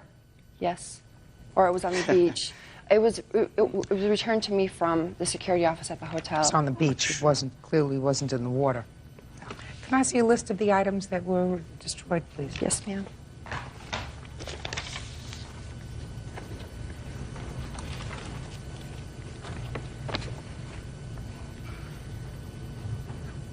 Say cash, $900? It was in my pocketbook at the time. I actually have a bank statement that shows that I withdrew that money prior to vacation. Well, where was your pocketbook? It was in the room. I had just a little beach pocketbook that I took with me to the bar. I didn't want to... And you left your cash in the room? Yes. That was silly. People don't usually do that. Wasn't there a safe in the room? Yes. Yeah. So why wasn't your stuff in the safe? I just didn't... Cash in the safe. Okay, Mr. Phillips, let me hear your version of the events, please. Okay. On the night in question, we had been there the first night. Everything had been wonderful. We had gone out to a restaurant. If I was not supposed to be drinking, and if I become belligerent upon drinking, it would have obviously happened the first night, because between three of us, we went through about 3 bottles of wine, the very first night at dinner. Prior to this, 3 weeks earlier, I'd been to visit her in Boston, at which time we had dinner, bottles of wine, went out after that, drank that night also, went home. What makes you think, Miss Brodzik, that he is not to drink? He told me he had been in rehab in January, and he's not supposed to drink due to custodial rights and some agreement that he has with his parents. What kind of rehab was he in? I'm not exactly sure. Drugs or alcohol? Both. Where were you in rehab, Mr. Phillips? In Center City, Minnesota. For how long? For 14 days. Is that a dry out? That was not for alcohol. What was it for? It was for marijuana. I am in the alcohol business. It's what I do for a living. I am a registered sommelier. I taste wine for a living, and that is what I do. I have not had any problems, never been arrested for DWI, never been in any sort of... Listen to me, sir. Yes. I never knew anybody who went into 14 days rehab for marijuana. It was part of my wife had a problem with me smoking marijuana socially, and I said I didn't want to stop. She put an ultimatum to me to either do this or we were going to get a divorce. She was vehemently against marijuana. Those are the facts. Yeah. Okay. Go ahead, Mr. Phillips. So let's move on to Tuesday night, sir. It's actually a Thursday night, ma'am. Let's move on to Thursday night. Thursday night, we are out. with the wedding party, rehearsal dinner, everyone's drinking, having a good time, including Miss Brodzik, drinking quite heavily. Everyone's dancing, karaokeing, wedding party, everyone's having a good time. She says numerous times to me, oh, I'm going to go up to the bar and get a drink. I don't pay any attention to it. She goes up to the bar, gets a drink. I'm sitting there laughing, you know, having a nice evening with my friends. The groom, one of my best friends from college, looks over to me later that evening and says, have you noticed Jennifer missing a lot this evening? I said, no. He says, why don't you go look for her? I said, what do you mean? He says, do me a favor. Go look for your girl. I proceeded to walk around the corner of the bar to the other side of the bar that was hidden from where we were.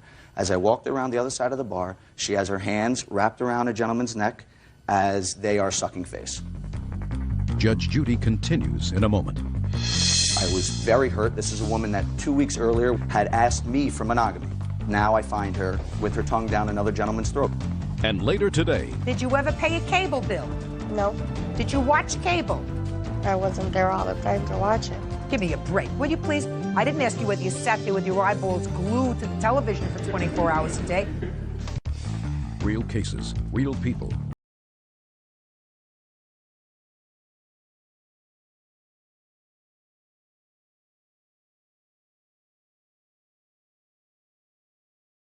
Man. Go ahead. I then go over, pull the two of them apart, start screaming at her. Without question, I had lost my temper. I was humiliated. I was very hurt. This is a woman that 2 weeks earlier, when I had been in Boston, had asked me for monogamy. Now I find her with her tongue down another gentleman's throat, which was his quote, as a matter of fact, when he was asked by the groom what happened. So my friends say to her, look, go back, get your stuff out of the hotel room. We're going to take him out. You guys separate. I go out with my friends. I go back about an hour and a half later. I get back there. She still hasn't been in the room, hasn't taken any of her stuff out. I proceed to take her stuff in one swoop of my hands, where I had rented a villa on the beach, walked down and threw her items in the ocean. So? Overreaction to disturbing and tactless behavior by her. No question. However, I took on an all... What was left in the room that belonged to her, sir? I guess the suitcase. I just reached into the suitcase, grabbed all the stuff, walked down and threw it in the ocean. Did you take her passport? No, I never touched her passport, ma'am. Did not rip the cover of her passport any way, shape, or form. Everything was in... I just reached in the suitcase, scooped everything up, and threw it in the ocean. What about the cash? Have no idea. Never even saw a wallet. There was a bag there, but I just... What do you mean a bag? There was her LV, her Louis Vuitton handbag was part of it. Was part of what you was part threw? of everything that I grabbed, yes. Okay. And I would also like to show you the amount for this ruined vacation, which had been going along fine. If she was unhappy with what had been going on the night before, I'm sure she would have been able to communicate that with me. She could have gotten on the plane the next day.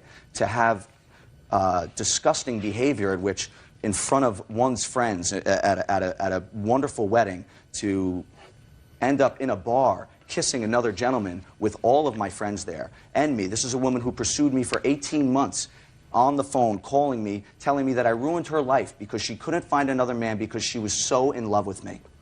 To then taking her away on this beautiful trip, $2,500 vacation, on the second night we're there, I catch her making out with some guy in the bar. I was furious, humiliated, and angry. I overreacted, but nevertheless, it was a reaction to her behavior. Okay. Good. Judgment for the plaintiff in the amount of $3,000. Thank you. Thank you. Parties are excused. You may step out.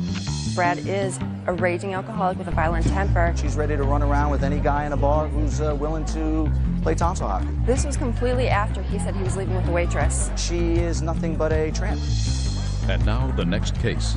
All parties in the matter of Brennan versus Brennan. Step forward, please. 20-year-old homemaker Amanda Brennan is suing her aunt, Elizabeth Brennan, for unpaid utility bills. Miss Brennan, how is the defendant related to you? She's my aunt. According to your complaint, she owes you for some utility bills that were put in your name, but for her home. Yes, ma'am. Because of some credit problem that she allegedly has. Yes, ma'am. Your aunt says that you actually lived there rent-free. She paid the rent and you paid for the utilities. Is that your defense? Did you, in fact, live with your aunt at any time? No. You did not? No, I did not live with Did her. you stay with her at any time? I would stay with her here and there to help her out while she took her boyfriend to work, and I watched her son in the morning. When did you put the utilities in your name? The cable bill was put in my name in her home for 2/28/01. The PG&E Energy was installed on 2/14/01, and it was disconnected at 11/2/01. The water was I'm not sure about that. Well, you must have gotten bills for it. No, it all went to her home. She got the bills. All right. So in February of 2001, tell me why you put the utilities in your name. Oh, well, at one point she was living in West Wyoming. At that time, I did live with her in West Wyoming. When was that? It was, I believe Was that it in was- February? No, not in February. Those bills were from February of 01. Tell me how they got to be put in your name. She could not get anything put into her name because she had bad credit. She helped me out through problems that I was having. I had a drug problem. She helped me out with that. She helped me out with helping me get an apartment and all that. And with how did she help you? Her landlord that she knew in West Wyoming that she was living with, she asked him about an apartment, and he showed it to me and he gave it to me because of her. So when she moved to this place in Pennsylvania, you still didn't tell me how the bills got to be put in your name. She asked me if I would put the bills in my name because she could not turn them on in her name because of her bad credit. She had to And put you her had money. good credit? I didn't have good credit, but I had fair credit. And where were you living at that time in February of 2001? I'm not sure if I was living in Dallas. I'm not quite sure about that date. I'm not. Well, you have to. Where was she living? She was living with me because I moved from West Wyoming to Hillside Ave. Me and my boyfriend moved her out of Dallas, moved her into my house where I stored her stuff. And she lived with me up until February 16th of 2001. Of 2001. When did she move into your house? She moved in February 9th. Plus, she stayed over after that. I'm not talking about staying over, Miss Brennan. I'm talking about living with you. She only lived with you in this location for a couple of weeks. Mm-hmm. And that's the place where the bills were put in your name. Yes, ma'am. So she asked you to put the bills in your name. Yes, ma'am. And you were, in fact, staying there for a couple of weeks. Come on. Yes, ma'am. Come on. Yes, I mean, I have a lot of things to do today. Yes, ma'am. And then you moved out. Yes. Where did you go when you moved out? I moved to Church Street, a couple blocks away from her. Is that right? Yes, she did move out. Fine. Now, the time she moved out, what did you do with the utility bills?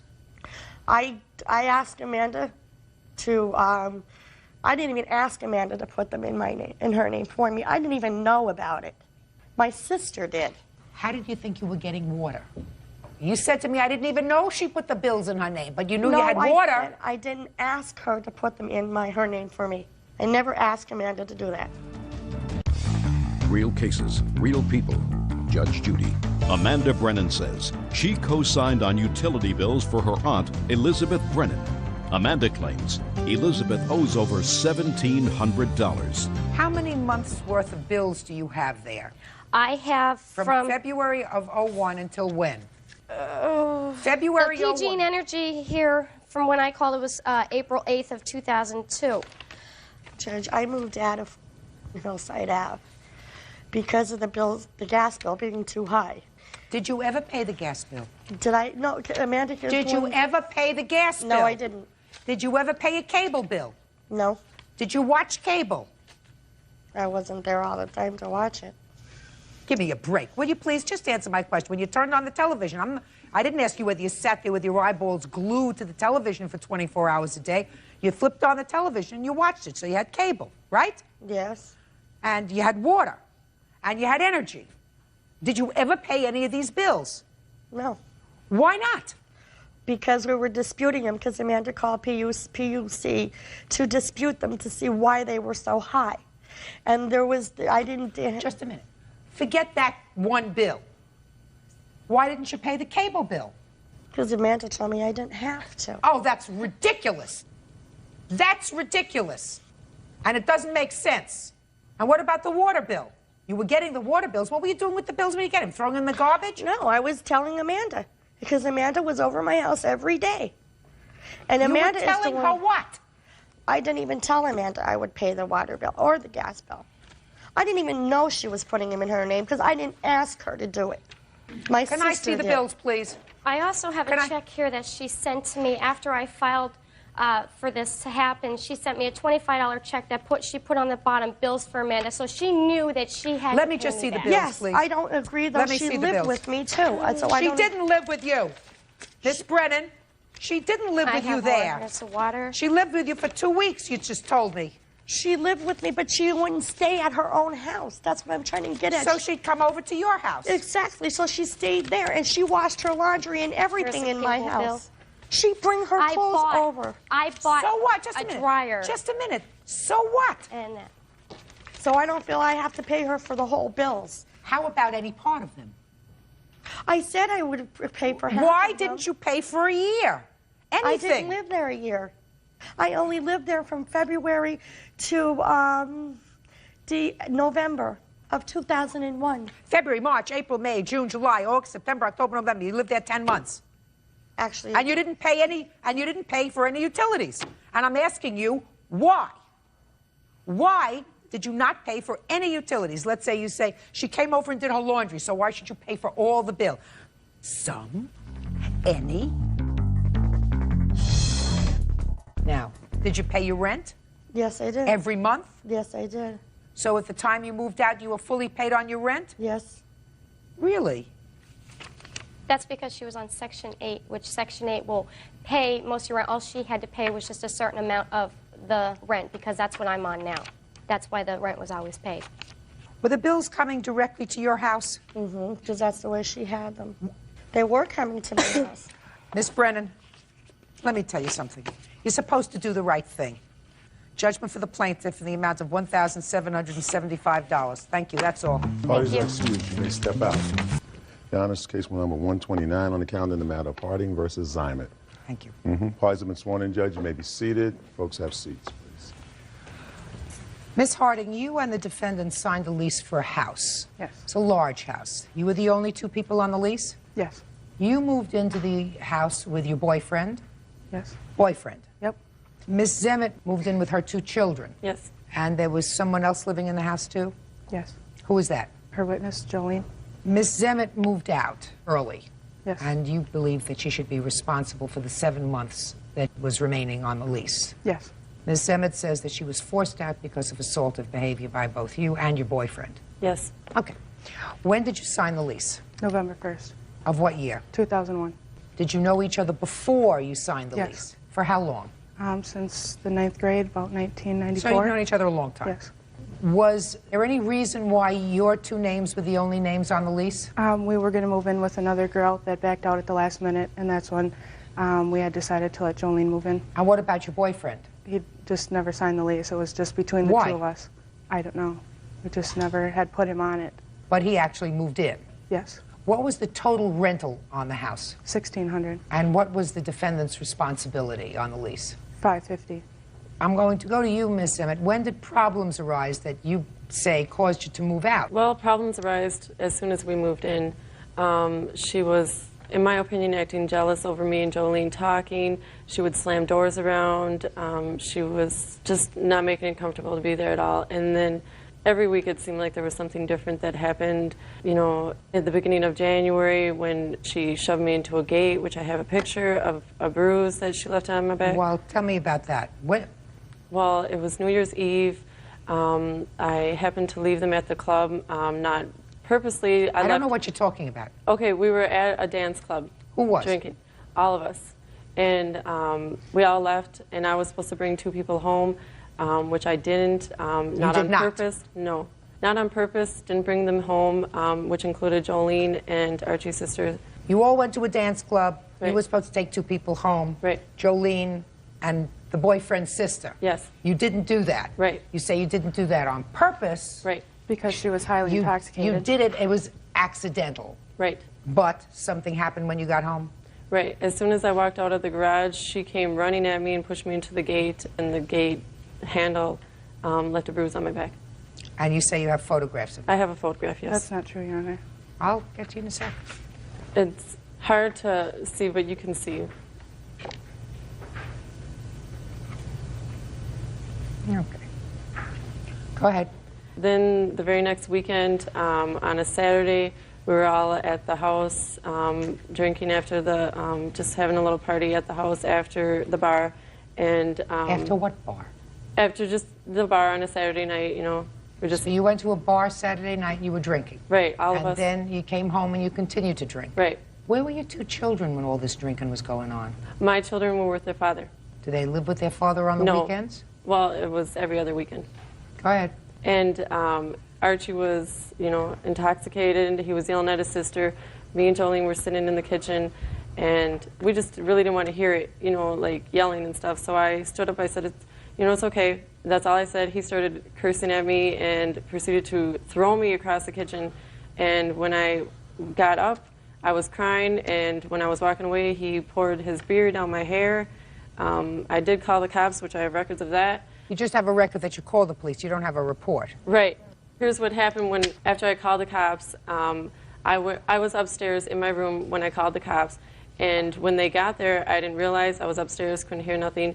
And then her and all his family came upstairs to ask me if I called the cops, but they said it. That is not true. You didn't call the cops, did you? I'll get to you in a second. You didn't call the cops, did you? And I didn't realize the cops were standing right down the hallway, so I said no because I didn't, want to say it to them. All right.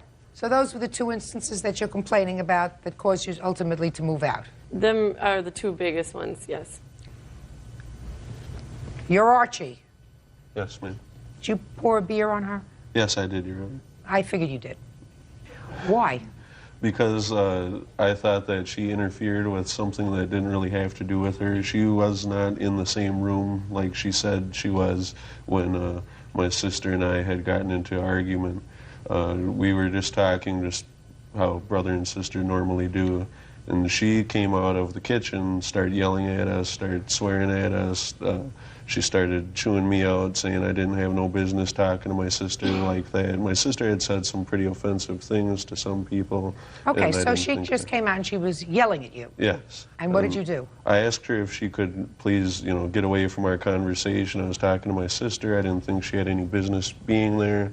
She kept on insisting on trying to get in between us, trying to push us apart from each other. It wasn't getting physical. It wasn't getting very loud. We were just having a few words, and she intervened. She's somehow. intervening in a family situation. So Yeah. what did you do? So I asked her on several You told me occasions. you asked her to stop. Mm-hmm. Move Yeah, out. both Go. me and Shh.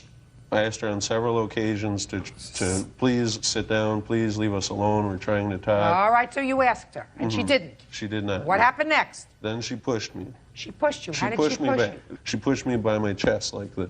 You mean she put her hands on Yeah, your chest she put and my pushed hands you? on my chest. Yes. Yes, and what did you do? I just dumped my beer on her after that. I got frustrated that the fact that she would not, quit talking to me and my sister. I was trying to have Did a you conversation push her with my back? sister. No, I did not. Your Honor. You just poured your beer on I her. just poured my beer over her head, yes. And at that point, you were angry. I was a little upset. Put your hand down.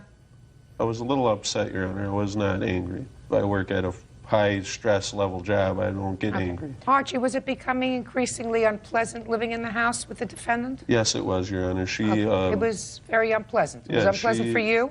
Yeah, it was pretty unpleasant. Was it unpleasant for you? Yes. Good. So that you were not unhappy when she left? Not necessarily. Good. Well, I had tried to work things out with her. I tried to sit No, down and you're talk not. to her a Once number she of has a fight times. with your boyfriend, you're not working things out with her. It was before that also. Once she has a fight with your boyfriend, you're not working things out with her. Judge Judy continues in a moment. She and our other roommate had brought numerous guys over that all had baseball bats and shovels and jumped my boyfriend. He ended up going to the hospital with 8 staples in his head. Real cases, real people. Judge Judy. Christina Harding says former roommate Charity Zymet owes for breaking a lease. Charity says she feared for her safety. Now, you moved out in January? Yes. Well, I paid January's rent, full January's rent, but I moved out at the beginning, but I still had some stuff there until the end of January. Okay. Is that true? No, she did not move out. She put a padlock on her door, and she would come every day, pick up a little of her stuff, and go. Well, that's what she says. She says she moved out, but she left her stuff there Yes, through she the end didn't of the month. officially And she move did out till pay the end of January. And she did pay January's rent. Your Honor, she did not move out. She was there just about every night of the week. Fine, last month. but she paid January. Yes. Okay. Come February, is she gone? Yes, she was gone the end of January, but she had not given me any notice. If you think that I don't see your hand, I do see your hand. I'm not interested in asking you any questions right now. Your Honor, I asked her numerous times when I could plan on her moving out so that I could find another roommate. Okay, so now you know at the end of January she's gone. What did you do to find another roommate? I had asked her numerous times throughout January when she would be out so that I could find another roommate. You're not listening to my question. Your Honor, she was... I said now you know at the end of January she's out. What did you do then to get another roommate? I had another roommate set up to move in on March 1st. And she and our other roommate brought numerous guys over that were related to Jolene. And they all had baseball bats and shovels, and they jumped my boyfriend. He ended up going to the hospital with 8 staples in his head. And that caused my roommate not to move in. She was scared to live with us. And when did that happen? On February 3rd. I have pictures and hospital reports of what happened. Is anybody arrested? No, it's still pending investigation. It's a pending criminal investigation. So I could not get a police report. It's not been released yet. You're talking to a homicide investigator. Did she move out too? No, after that night, after February 3rd. Okay. Earlier that night at the club, she was trying to fight with me. My boyfriend stepped in the middle of us. She broke a beer bottle over the side of his head. And so then the bouncers jumped on her, took her out of there. He was trying to press charges. They said she was going to detox. She showed up at the house within an hour. And then within an hour after that, there was about 8 to 10 guys. They were about to break the window to get in the house when my boyfriend opened the door. They pulled him outside. They all had baseball bats and shovels. He was beaten pretty bad, as you can see in those pictures. His cousin and his sister also ran out there and were pretty beaten up, too. What makes you think that the defendant had anything to do with this? Because I saw her driving away from there after the guy. She was sitting there on the street in her car when this was all going on. After the police were starting to come, she backed around the corner of the block. After she supposedly moved out of the house, Your Honor. You mean on February 3rd? Yeah. Yes. This young lady was with her in the car? She was in one of the cars. She had gone out the side entrance, and she had gotten into a car somewhere else when all this had happened. She must have got in the car before that. When I saw Charity back down the street, she was in the car by herself. When was the lease up in the apartment? It's not up until August 31st. Who's living in the house now? Just the 2 of us. We have still yet to find a roommate. Where are you living now? I own a house. I had just moved out from my kids' father for a short period of time. Go back. You're living in a house that you own? Yep. When did you purchase the house? August of 2001. If you purchased the house in August of 2001, what were you living with them for? There was problems between me and my kids' father, so I decided to move out for a short time. So you're back in that house now? Yes. Who are you living there with? My children and my kids' father. Were you at the house? I'm not going to ask any questions about that. That's part of a pending criminal investigation, so I'm not going to ask any questions about where you were on February 3rd. Your Honor? What? I had an apartment with my boyfriend before. I decided to move in with her and another friend that was going to be getting a divorce from her husband. And she decided to stay with her husband. We were fine in the apartment we had. I decided I wanted to help her out because she wanted to get away from her kids' father. She was dating my boyfriend's friend at the time, and she wanted to get out of that house. She wasn't planning on going back there. She signed the lease till August 31st. Did you speak to the landlord before you moved out? Yes, I did. Quite a few times. He told me he would take me off the lease, and that's where I was renting from. I never received another lease. Were you, in fact, removed from the lease?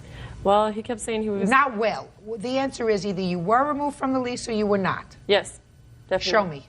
I don't have any proof. He lives in another state. Well, you have no proof, and it wasn't then. The only lease that I have is the one that you originally signed. Well, I spoke to him on the phone quite a few times, and he told me that he would take me up, that he did take me up. I don't listen to what you tell me. That is hearsay.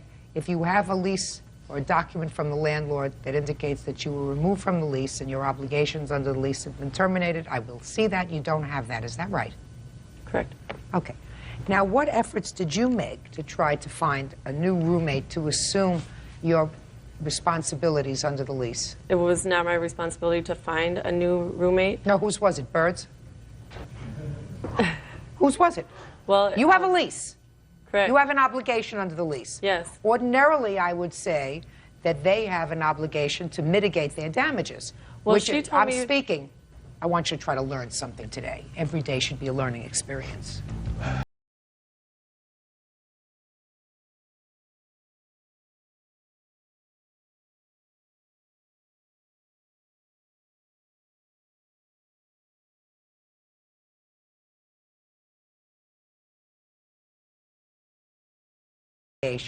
If they know that you're moving out, to try to mitigate their damages by finding someone to assume the remainder of your lease. Unless I find that there is some evidence that you and your girlfriend over here have done something that would make it difficult for them to find a new roommate. You also have a responsibility, because if you sign a lease and if you move into a home with the understanding that neither of you could afford this on your own, but together you could afford to maintain a big house like this, then you have a responsibility not only to your landlord, but also to your co-tenant. So I'm asking you, you did not do anything to find another roommate? Well, she, at first, we did agree about a 2-month notice of getting out. Now, I don't know why she's going for the whole lease. I think she's just upset that the person did not move in, which I do not know the person that was going to move in. But Jolene does. She said that she didn't want to move in the first place. She was just saying she was going to move in to be nice. And this is all what she told Jolene. She said she was never planning on moving in. Then find somebody. And I'm asking you, what efforts did you make to find somebody? And if your answer is simple, you made no effort to find anybody. Is that right? Correct. Good. Listen to me. It was not a pleasant situation living there in the house, clearly. Everybody made a mistake, and everybody's got a bad temper. You had no right to pour beer over her head. Correct. None. And she had, as far as I'm concerned, I mean, if she was a reasonable parent, which I'm not so sure about, a lot of drinking going on there, even if her children weren't home. And her children were there every weekend. Are you trying to talk over me? No, I'm sorry. Good. So I think it's probably a very good idea that she left. Now, are you current in your rent? Yes. How are you managing it? It's really hard. Do you I work? have tried to start daycare, and I haven't gotten very many children because of the pending investigation, and my boyfriend has been picking up just about most of the rent. What kind of work do you do? In security. Okay, so you've been paying the rent. Yeah. Now, when you moved into the house, did you put down security? Yes. How much? I put down 1,000, Charity put down 600, and I have lost that now. Why? The landlord said since she moved out, she forfeited her part of it, and... Oh, no. Don't give me baloney. Security deposit is for any damage that's done. So you don't forfeit that until you move out. That's just what the landlord said, and I'm going and you to only fight that forfeit that if you move out and there's damage to the property. Is there damage to the Charity property? Yes, I have pictures of how she place left her room damaged. also. Holes in the walls and trash all over. Well, trash it and clean up. Yes. Holes in the walls is different. Well, we had to pay for that trash to get hauled away also, Your Honor, out of our own pocket. Arch, is there anything physically wrong with you? No. You had to pay somebody to sweep up? No, I said we had to physically pay to remove all of her trash that she left When there. you say out of- physically pay, what does that We mean, had to pay Archie? the trash. We had to pay the trash bill to have all of that stuff hauled away. No, that's not a big deal. We're not looking at a big deal here. Listen, Miss Zimet, you skipped out on a lease, and you had no reason to skip out on that lease, as far as they're concerned. And as far as they're concerned, I guess not. In my mind, I did. You're not speaking for a very good reason, madam. You're not speaking because there is currently an investigation that is pending with regard to a very serious assault. And I don't want to hear you because I don't want you to inculpate yourself or anyone else in this incident that occurred on February 3rd. There's other incidences that happen, though. But I'm not going to let you pick and choose what you want to talk about. Okay. Perfect. Now we understand each other? Good. She has a $600 security deposit. I suggest you putty up the walls so that you don't lose that part of the security deposit. She moved out, she paid January, February, March, April, May, June, July. All right, guys, this isn't just another child support hearing. A grandmother says the children's mother abandoned her responsibilities, while the mother insists the whole arrangement was temporary and agreed upon before her fiancé left for military deployment. As the testimony unfolds, the judge discovers this case may have far more to do with family conflict than unpaid support. Stay until the end, because one piece of evidence changes everything.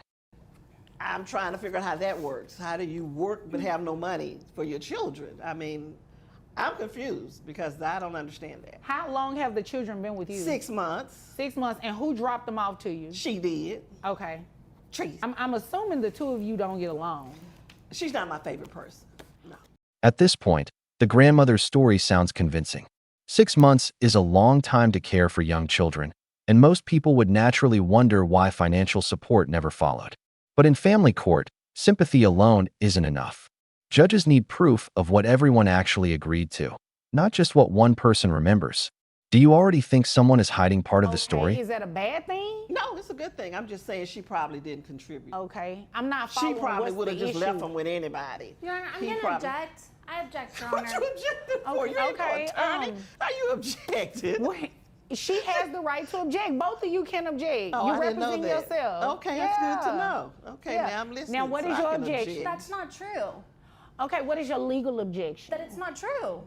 All right, so that's not a legal objection. Not an attorney. So it doesn't matter. She watches court on Zoom, so she is learning how to represent herself. Right, right. Let's not knock anyone for That's trying true. to represent themselves. That's true. not a legal objection, unfortunately. So I'm going to allow her to keep speaking, okay? Okay. Okay, now. Notice how the judge immediately separates emotion from law. Interruptions, accusations, and personal opinions don't decide cases. Legal objections must be based on actual courtroom rules. That's an important lesson many self-represented people learn the hard way. The judge is making sure both sides get a fair opportunity before reaching any conclusions. What's going on here? Sounds like a lot of miscommunication. You're communicating with your son directly about the things that she and your son discussed, but your son is not really relaying it to you as though he spoke to her about it. That's what it sounds like. That's what it sounds like, but my son wouldn't lie. He wouldn't make up things. He wouldn't lie, but you would. Okay, wait a minute. So you said your son wouldn't lie. Did he tell you? Did she just call me a liar, though? Did you just call me a liar, girl? I don't think she said that. I didn't hear that word. You Yeah, I have don't an think she said that word. gift for rewriting Okay, reality. Miss Smith, we will get to you shortly. Yes, Your Honor, I'm sorry. Don't be sorry, just don't do it, okay? I should know that by now. I watch the court all the time. I won't do it again. You better watch thank them you. YouTubes a little closer next time. Now the judge spots something bigger than child support: communication. Everyone seems to be talking through the deployed son instead of talking directly to each other. In family disputes, misunderstandings often grow into lawsuits simply because no one has the full picture. Have you ever seen a family conflict spiral just because nobody communicated honestly? So he doesn't know that. No, he doesn't know yet. Oh. Well, he doesn't know. I haven't been able to talk to him yet because he's on deployment. So unless she told him, my understanding is he doesn't know. I just got these papers handed to me like maybe 2 weeks ago, a week and a half ago. To be here. Yes, and I've emailed him, but I have limited access right now while he's overseas. Okay, so it is indeed a fact that you dropped the children off to grandmother 6 months. Here's where the entire case begins to shift. The mother confirms she did leave the children with the grandmother, but she also claims it was never permanent. That single detail completely changes the legal question. The court is no longer asking whether the kids stayed there, but whether both adults originally agreed to this arrangement.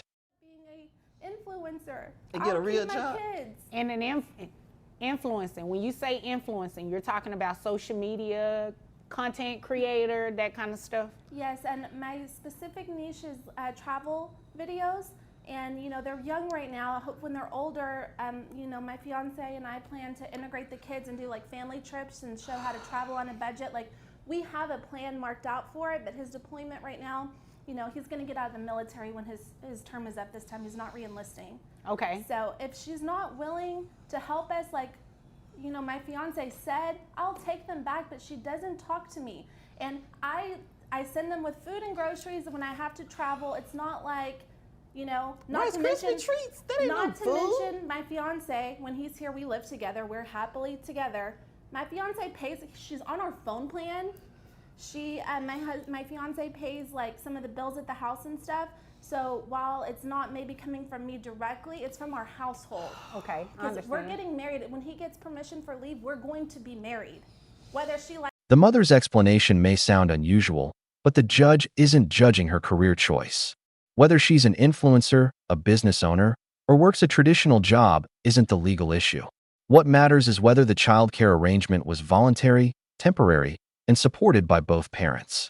Courts focus on agreements and evidence, not opinions about someone's profession. I don't think that's what she meant by that. I don't believe that's what she meant. And in order you just don't know, Tracy. You just don't. Well, it sounds like you don't know a whole lot about just their don't. relationship. You didn't even know that this is about to be your daughter-in-law. Hi, Mom. Girl, don't say that to me no more. Now, I had a nice girl picked out for him to live down the street. Keisha was sweet. He went to school with her. He Keisha's could have had a missing a nice tooth. girl and stuff. And then he went and got this girl right here because she did things with him that little Keisha wasn't going to do. But that's neither here nor there. I don't want to slander her. But I do want to say that Miss Influencer should be able to pay for her children that live with me. She brings like... Listen carefully to how the judge redirects the conversation. Instead of allowing personal attacks about relationships and past choices, she keeps pulling everyone back to legally relevant facts. That's what experienced judges do. They separate emotional frustration from evidence.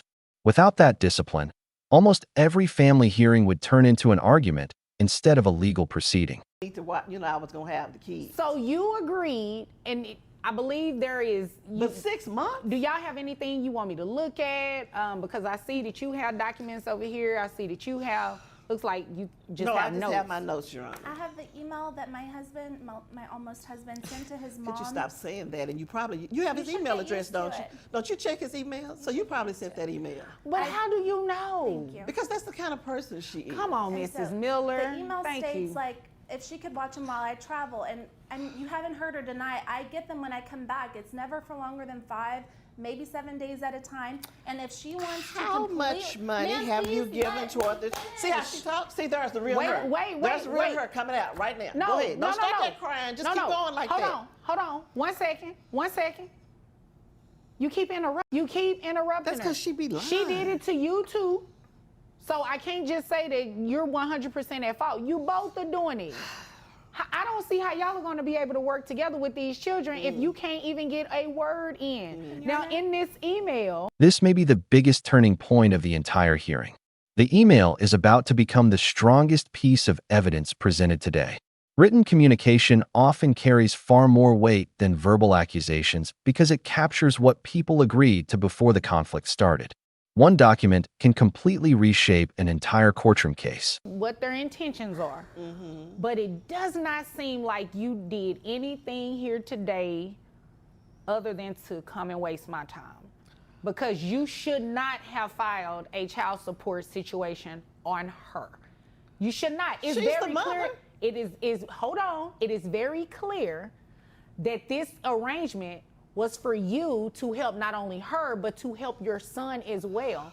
And then, if it's true what she also said, that she hasn't been able to communicate with her husband, he doesn't even know that you did this. I'm sorry, your son, her fiance, he doesn't even know that you did this. You think he's gonna be impressed to know that his mother did that to his fiance? He'll understand. No, that's not funny. This is not a joking matter. This is serious. Things like this is what makes it hard for families. Child support is hard enough on anybody. The judge has now reached her conclusion. She believes this wasn't a child support dispute at all. It was a voluntary family arrangement that later fell apart because relationships deteriorated. That's a huge legal distinction. Family courts aren't designed to rewrite agreements simply because relatives stop getting along after the fact. Second, Ms. Smith, what was the agreement, if any, for financial support of these children while your husband was on deployment and you were traveling for work? My fiance continues to pay some of the bills, like her phone bill, and I think he pays the internet and gives her money when he's there. But Always done that. I also drop off groceries for the days when she does watch them.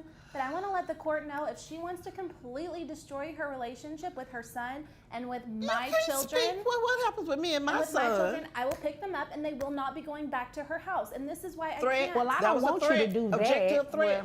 Can I object to a threat? Well, she didn't actually threaten you with She said she's going to take the kids and not let me see them and anymore. that's not a legal objection. Oh, well, and it's a I threat. mean, you know, I would never recommend anybody to stop children from seeing the other parts of their family. Right. However, Amen. Right.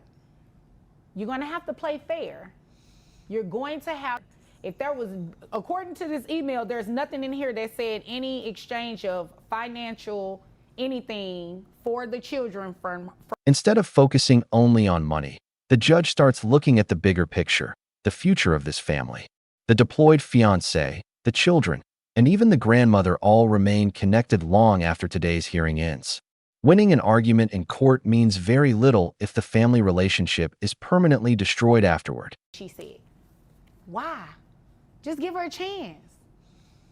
It sounds like she really loves your son, and it sounds like her son really loves her too. So y'all should be working together as a family at this point. That's what I've been trying to do. Especially Judge. with him not being here. This is a really good opportunity for you, the two of you, to get to know each other. But she's never here. She's traveling with that little new job. Call her and you all sit down and have a conversation. Get to know each other. This is not the place to do. This is where bitter feelings, all of those things come into place. This is not the court. This is not the court. This is not the place to be doing these types of things. All right? This is where the judge delivers perhaps the most important message of the entire case. Courtrooms can resolve legal disputes, but they rarely repair broken family relationships. Sometimes the solution isn't another lawsuit. It's an honest conversation that should have happened months earlier. Do you think this family can still rebuild trust after everything said today? That you knew what the situation was and you agreed to, and you're getting financial support from it. It's just not what you're looking for, but that was the agreement, to continue paying the bills and everything like that. I won't be dropping them off on Monday, so. You ain't gonna have that already there. You probably not coming. No, hold on. Yes, you are, because y'all are gonna do what? Y'all gonna go have a conversation. Did you hear her? We're gonna have a conversation. Yes, y'all are gonna have a conversation. You're gonna have to play nice, not just in front of the judge. And you are too. Is there anything further? No, Your Honor. Okay, is there anything further? No, Your Honor. Can we like order counseling? Is that an option? Girl, please. Well, I can't necessarily order counseling because, you know, Because this. I can't talk to her. Look how Well, she reacts. here's the deal. Here's the deal. I cannot order that. That is not what we do in child support court, but I would highly recommend and encourage it. And it can be done. And I have faith in the both of you. If there's nothing further, you all are dismissed. Thank you, Judge. Thank you. In the end, the child support request was dismissed because the evidence showed the grandmother had originally agreed to help during a temporary situation. The judge found miscommunication, not legal neglect, at the heart of this dispute. If this case surprised you, let us know whose side you agreed with in the comments. And don't forget to like and subscribe for more real courtroom stories and legal breakdowns. Alright guys, this isn't just another child support hearing. A grandmother says the children's mother abandoned her responsibilities, while the mother insists the whole arrangement was temporary and agreed upon before her fiancé left for military deployment. As the testimony unfolds, the judge discovers this case may have far more to do with family conflict than unpaid support. Stay until the end, because one piece of evidence changes everything. I'm trying to figure out how that works. How do you work but have no money for your children? I mean, I'm confused because I don't understand that. How long have the children been with you? 6 months. 6 months. And who dropped them off to you? She did. Okay. Trees. I'm assuming the two of you don't get along. She's not my favorite person. No. At this point, the grandmother's story sounds convincing. 6 months is a long time to care for young children, and most people would naturally wonder why financial support never followed. But in family court, sympathy alone isn't enough. Judges need proof of what everyone actually agreed to, not just what one person remembers. Do you already think someone is hiding part of the story? Is that a bad thing? No, it's a good thing. I'm just saying she probably didn't contribute. Okay. I'm not following She probably what's would have the just issue. left him with anybody. Your Honor, I'm He going to probably- object. I object, Your What Honor. you objecting for? You ain't no attorney. How you objected? Wait, she has the right to object. Both of you can object. Oh, you I didn't know represent that. yourself. Okay, that's good to know. Okay, Yeah. now I'm listening. Now, what so is I your can objection? object. That's not true. Okay, what is your legal objection? That it's not true. All right, so that's not a legal objection. Not an attorney. So it doesn't matter. She watches court on Zoom, so she is learning how to represent herself. Right. Let's not knock anyone for That's trying true. to represent themselves. That's true. not a legal objection, unfortunately. So I'm going to allow her to keep speaking, okay? Okay, now. Notice how the judge immediately separates emotion from law. Interruptions, accusations, and personal opinions don't decide cases. Legal objections must be based on actual courtroom rules. That's an important lesson many self-represented people learn the hard way. The judge is making sure both sides get a fair opportunity before reaching any conclusions. What's going on here? Sounds like a lot of miscommunication. You're communicating with your son directly about the things that she and your son discussed, but your son is not really relaying it to you as though he spoke to her about it.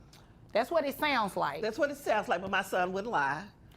He wouldn't make up things. He wouldn't lie, but you would.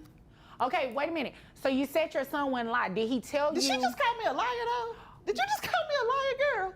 I don't think she said that. I didn't hear that word. Yeah, I don't think she said that word. Gift for rewriting reality. Miss Smith, we will get to you shortly. Yes, Your Honor, I'm sorry. Don't be sorry, just don't do it, okay? I should know that by now. I watch your court all the time. I won't do it again. You better watch them YouTubes a little closer next time. Now the judge spots something bigger than child support: communication. Everyone seems to be talking through the deployed son instead of talking directly to each other. In family disputes, misunderstandings often grow into lawsuits simply because no one has the full picture. Have you ever seen a family conflict spiral just because nobody communicated honestly? So he doesn't know that? No, he doesn't know yet. Oh. Well, he doesn't know. I haven't been able to talk to him yet because he's on deployment. So unless she told him, my understanding is he doesn't know. I just got these papers handed to me like maybe 2 weeks ago, a week and a half ago. To be here? Yes, and I've emailed him, but I have limited access right now while he's overseas. Okay, so it is indeed a fact that you dropped the children off to grandmother 6 months. Here's where the entire case begins to shift. The mother confirms she did leave the children with the grandmother, but she also claims it was never permanent. That single detail completely changes the legal question. The court is no longer asking whether the kids stayed there, but whether both adults originally agreed to this arrangement. Being an influencer. And get a real keep job. My kids. And an influencing. When you say influencing, you're talking about social media, content creator, that kind of stuff? Yes, and my specific niche is travel videos. And, you know, they're young right now. I hope when they're older, you know, my fiance and I plan to integrate the kids and do like family trips and show how to travel on a budget. Like, we have a plan marked out for it, but his deployment right now, you know, he's going to get out of the military when his term is up this time. He's not re-enlisting. Okay. So if she's not willing to help us, like, you know, my fiance said, I'll take them back, but she doesn't talk to me. And I send them with food and groceries when I have to travel. It's not like, you know, not to mention treats. That ain't not no to food. mention my fiance, when he's here, we live together. We're happily together. My fiance pays, she's on our phone plan. She, my fiance pays like some of the bills at the house and stuff. So while it's not maybe coming from me directly, it's from our household. Okay, I Because understand. we're getting married. When he gets permission for leave, we're going to be married. Whether she likes. The mother's explanation may sound unusual, but the judge isn't judging her career choice. Whether she's an influencer, a business owner, or works a traditional job isn't the legal issue. What matters is whether the childcare arrangement was voluntary, temporary, and supported by both parents. Courts focus on agreements and evidence, not opinions about someone's profession. I don't think that's what she meant by that. I don't believe that's what she meant. And Your in Honor, order you for just don't know Tracy. You just don't. You well, just it don't. sounds like you don't know a whole lot about You just don't. their relationship. You didn't even know that this is about to be your daughter-in-law. Hi, Mom. Girl, don't say that to me no more. Now, I had a nice girl picked out for him to live down the street. Keisha was sweet. He went to school with her. He Keisha's could have had a missing a nice girl and stuff. And then he went and got this girl right here because she did things with him that little Keisha wasn't going to do. But that's neither here nor there. I don't want to slander her. But I do want to say that Miss Influencer should be able to pay for her children that live with me. She brings like. Listen carefully to how the judge redirects the conversation. Instead of allowing personal attacks about relationships and past choices, she keeps pulling everyone back to legally relevant facts. That's what experienced judges do. They separate emotional frustration from evidence. Without that discipline, almost every family hearing would turn into an argument instead of a legal proceeding. You know, I was going to have the kids. So you agreed, and I believe there is... But 6 months? Do y'all have anything you want me to look at? Because I see that you have documents over here. I see that you have... Looks like you just have notes. No, I just have my notes, Your Honor. I have the email that my husband, my almost husband, sent to his mom. Could you stop saying that? And you have his email address, don't you? Don't you check his email? So you probably sent that email. But how do you know? Thank you. Because that's the kind of person she is. Come on, Mrs. Miller. The email states like if she could watch them while I travel, and you haven't heard her deny it. I get them when I come back. It's never for longer than 5, maybe 7 days at a time. And if she wants to How much money have you given toward this? See how she talks? See, there's the real her. There's the real her coming out right now. No, go ahead. Don't start no. that crying. Just keep going like that. Hold on. 1 second. 1 second.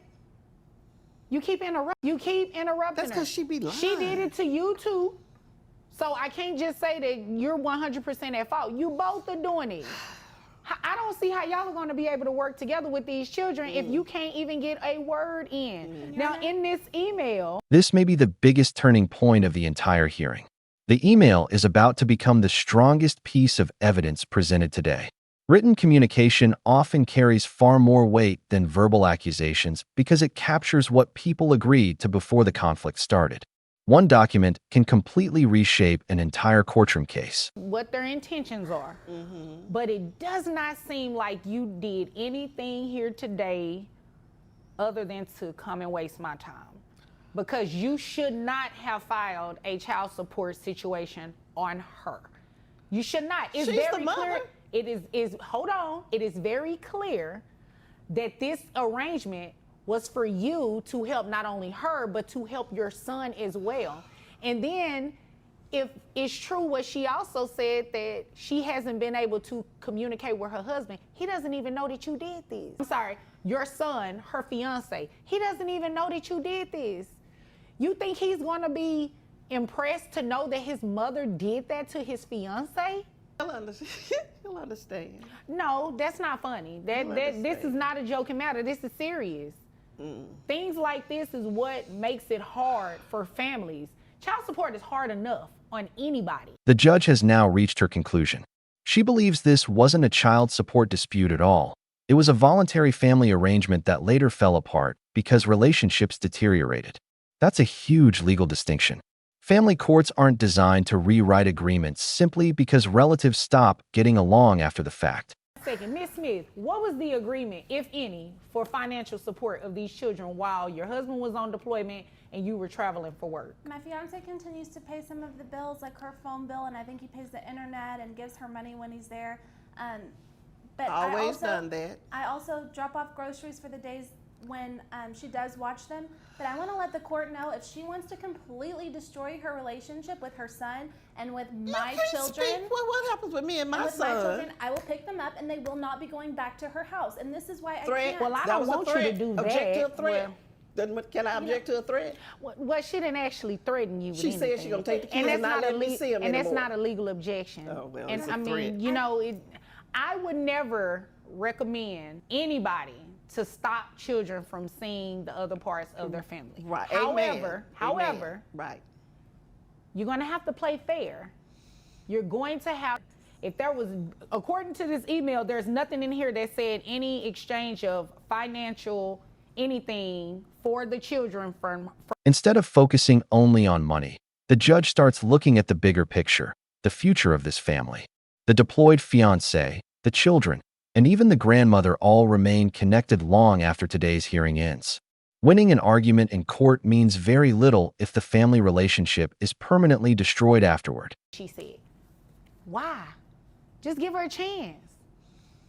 It sounds like she really loves your son, and it sounds like her son really loves her too. So y'all should be working together as a family at this point. That's what I've been trying to do. Especially with him not being here. This is a really good opportunity for you, the two of you, to get to know each other. But she's never here. She's traveling with that little new job. Call her and you all sit down and have a conversation Get to know each other. This is not the place to do. This is where bitter feelings, all of those things come into place. This is not the court. This is not the court. This is not the place to be doing these types of things. All right? This is where the judge delivers perhaps the most important message of the entire case. Courtrooms can resolve legal disputes, but they rarely repair broken family relationships. Sometimes the solution isn't another lawsuit. It's an honest conversation that should have happened months earlier. Do you think this family can still rebuild trust after everything said today? That you knew what the situation was and you agreed to, and you're getting financial support from it. It's just not what you're looking for, but that was the agreement to continue paying the bills and everything like that. I won't be dropping them off on Monday, so. You ain't gonna have that already there. You probably not coming. No, hold on. Yes, you are, because y'all are gonna do what? Y'all gonna go have a conversation. Did you hear her? We're gonna have a conversation. Yes, y'all are gonna have a conversation. You're gonna have to play y'all nice, are gonna not work just in this front out. of the judge. And you are too. Is there anything further? No, Your Honor. Okay, is there anything further? No, Your Honor. Can we like order counseling? Is that an option? Girl, please. Well, I can't necessarily order counseling because you know Because this. I can't talk to her. Look how she Well, reacts. here's the deal. Here's the please. deal.